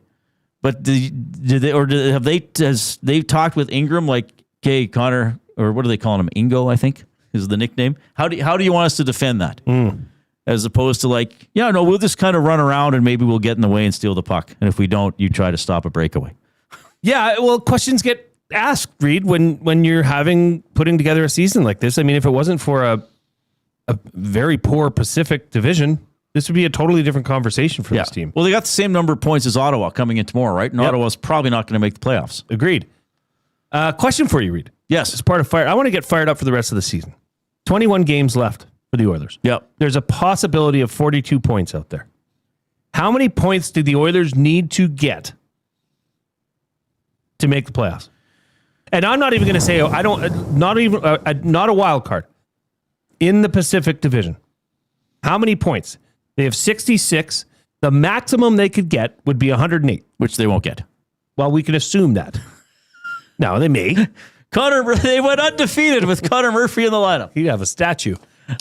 So the maximum is 108. He'd get a banner next to the Garth Brooks banner. They're currently at 66. All right. 42 points, Reid. So if they get 20, so if they play 500, that would get them to 87. That wouldn't get them into the playoffs. They need to play. I doubt, because San Jose still has 3 games in hand on them. I think 90. I think 92 might get you in. So that'd be 26 points. Yeah. 26 divided by 41. 41, sorry. No, 42, you're right. Yeah, by points wise? 26 divided by 42. What points percentage is that? 619. So much higher than what they're they're only playing 541. Yeah, probably 92 would get you in. I mean, they have to stay in front of... If Seattle passes them, they're still in a playoff spot. Then they have to worry about being passed by San Jose or LA. I don't think LA is going to put it together, Nashville. though I guess you never know. Yeah, Nashville could pass them for a wild card. I mean, there is some breathing room after Nashville when it dropped off to Winnipeg at 56. Yeah, for sure. Though we were talking last week, could Winnipeg still be a threat here? The problem is that there's so many teams to pass and so many points to make up. I think if the Oilers can get to 92 points, they would get in. So what did I say that was?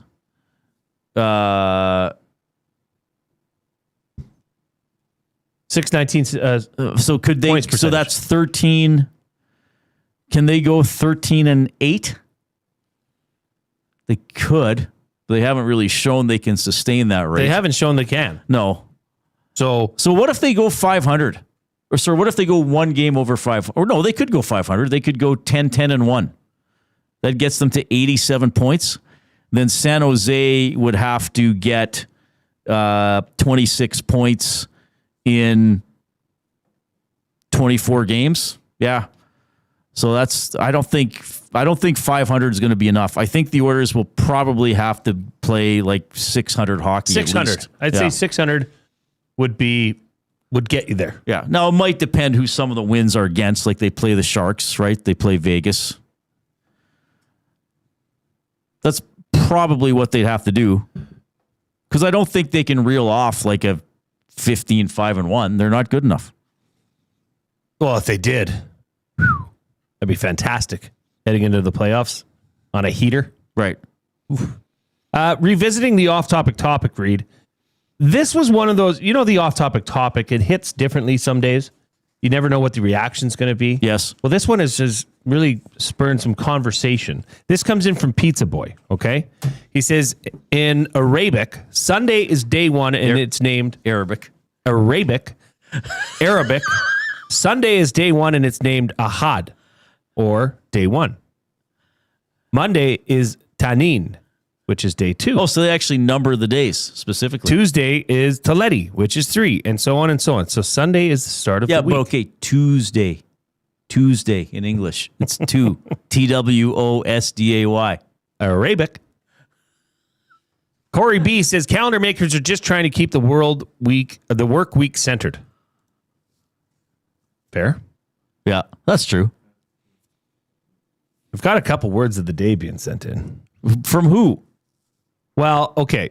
So Les Sweet sent in words, which Les, I'm going to say this. I'm going to use yours tomorrow because our good friend Abutsky has sent in edition number 2 of his words of the day. Oh, wow. Okay.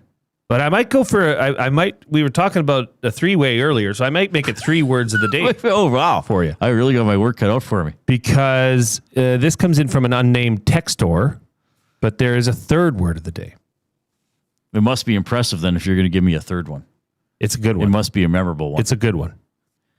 Edmonton Sports Talk presented by Play Alberta. Why settle for less when you can have it all? Only Play Alberta brings you casino games, live dealers, lottery, instants, and sports betting all in one place. Don't forget to use your game sense. Go to playalberta.ca. Use the Play Alberta app. Go to EST Specials. Jay's Play of the Day is up, and it is what again? Yes, it is the Dallas Stars to win by 2 or more goals. That has been boosted to plus 135. I like it a lot. That game starts right away, doesn't it? Yeah. 6 o'clock. Playing against Vancouver. Safe bet for them to beat the Canucks. All right, 5:42. We got a final update with the Coop, and then we'll have some fun with words of the day.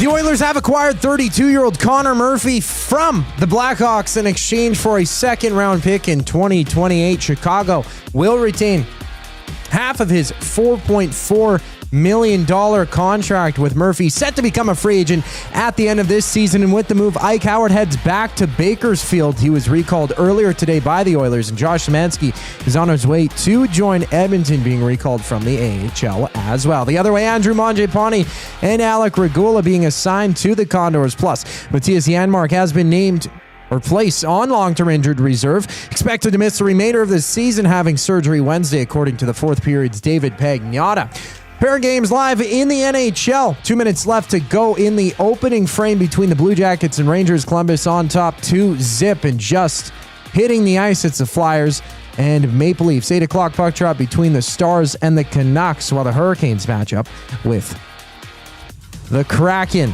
Briar action, 4 matches underway. Both Newfoundland rinks are going head-to-head in the 6th end. Nathan Young's squad trails Brad Gushue's rink 5-3.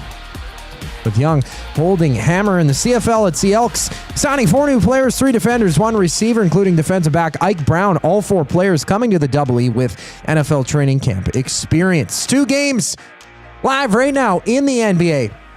Early second, Rockets down 2 points against the Wizards. And about 2.5 minutes in, the Celtics are down 7-2 against the Bucks, with Giannis Antetokounmpo back in the lineup. The final segment of the Reid Wilkins Show brings us back following the break. I'm Zachary Kubish, and you're up to date. EST Afternoon. From Sports Illustrated. Ben Steiner, overall, what did you make of Canada's performance today? I don't know if you guys remember too much of the early mornings and late nights of watching the Sochi 2014 Olympics, but that tournament was super easy. I think to have it so close, to have it so exciting, to have them have to fight until 35 seconds left today to come back in the quarterfinal, it makes this tournament memorable. EST Afternoons, weekday afternoons 1 to 3, only on Edmonton Sports Talk, your clear choice for Edmonton sports. At Firehouse Subs, our subs are freshly toasted, stacked high, and crafted to satisfy. Each sub is piled high with premium meats, melty cheese, and toasted to perfection. Firehouse Subs brings bold flavor to every bite, all served on a freshly toasted roll. But we're not just feeding Edmonton, we're fueling it. Dig into the brisket hat trick, piled with slow-smoked brisket and melty cheese. Or go to the Firehouse Subs fan favorite, the Hook and Ladder. Made to order with smoked turkey, honey ham, and Monterey Jack cheese on a perfectly toasted roll. With 15 Firehouse Sub locations across Edmonton and the greater area, it's easy to grab a hot and hearty sub close to home. Firehouse Subs. Hot, hearty, made to satisfy. River Cree Resort and Casino and K97 present the baddest show on earth. George Thorogood and the Destroyers, March 19th in the venue. Tickets at rivercreeresort.com. River Cree Resort and Casino. Excitement. Bet on it. The road to the FIFA World Cup runs through Edmonton. See Canada Soccer's men's national team before they take on the world this summer. Canada versus Uzbekistan. June 1st, 7 p.m., Commonwealth Stadium. Tickets at Ticketmaster.ca.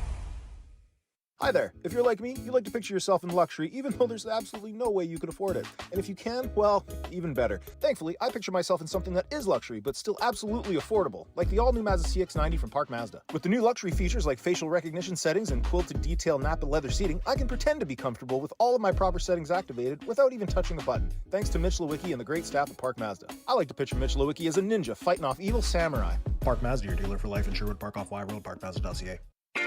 Your brand deserves more than just a whisper, it deserves a buzz. At the Hive Product Marketing, they specialize in promotional products that bring the buzz. From eye-catching giveaways to unforgettable keepsakes, they got the perfect products to make your brand stand out and get noticed. Visit the Hive Product Marketing and let them create the buzz your business deserves. The Hive Product Marketing, the official merch partner of Edmonton Sports Talk. Visit them online at thehiveproductmarketing.com.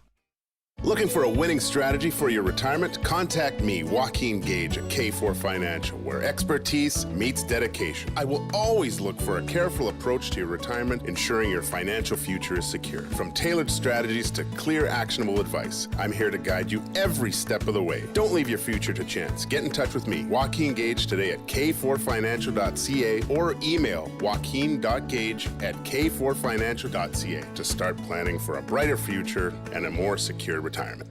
Must you click? Click.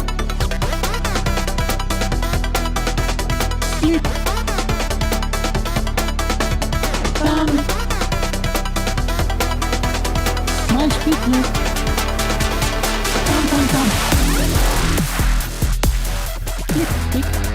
we haven't played well defensively as a team. I think it's a number of factors, all of them contributing. It's goaltending, defense, and forwards. I think the biggest challenge for our group is, we don't put ourselves in a great spot often in games, and we score a ton of goals, and I think that's great. And if you think back to the early part of our season, we weren't scoring a lot. I think so. We've swung the pendulum probably too far one way, where we're pushing to try to make things happen, and in the process of doing that, we put ourselves in really bad spots. And I think until we learn as a team to be smarter about the way we approach the games, we're going to see a lot of highs and lows to where.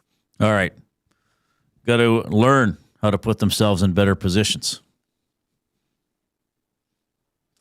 You think it wouldn't be this extreme at this point? That's what I was just thinking to myself. Yes, of course there are bad games. Of course you're going to get beat.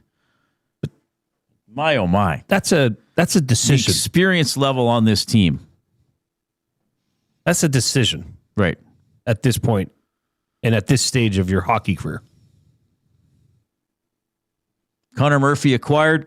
Hopefully he will help. Certainly has been a good penalty killer with the Chicago Blackhawks. The Oilers do not have a good penalty kill. So the Oilers are 26th in goals against per game and 26th on the PK. So hopefully Connor Murphy has a defensive mentality. We'll see if there are any other moves ahead of Friday's trade deadline. We'll keep it all covered for you right here on Edmonton Sports Talk, presented by Play Alberta, your clear choice for Edmonton sports. All right, we always wrap her up with a little bit of fun here and a little bit of education. Oh, by the way, the River Cree Resort and Casino inbox, 780-218-9999. We got DJ Pauly D. It's this Saturday, finally, from Jersey Shore. Tickets at rivercreeresort.com. Been waiting. I have never mentioned, I never thought in my life I would mention DJ Pauly D as much as I have over the last month. Oh, yeah.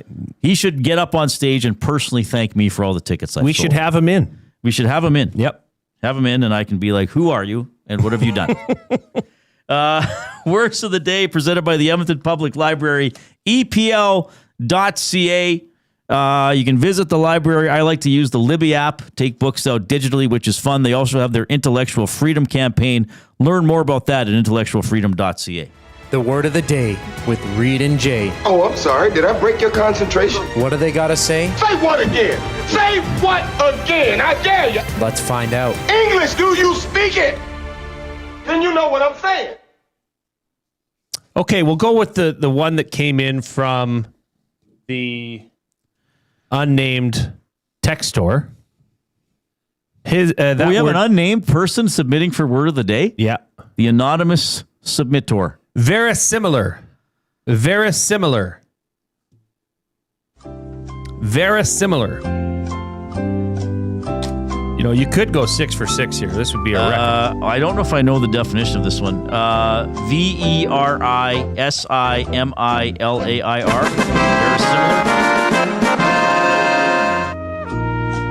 I think this means sort of like it's not. It doesn't mean exactly the same as being similar. I think it sort of means like working in coordination or really being sort of on the same page as someone else or within a group.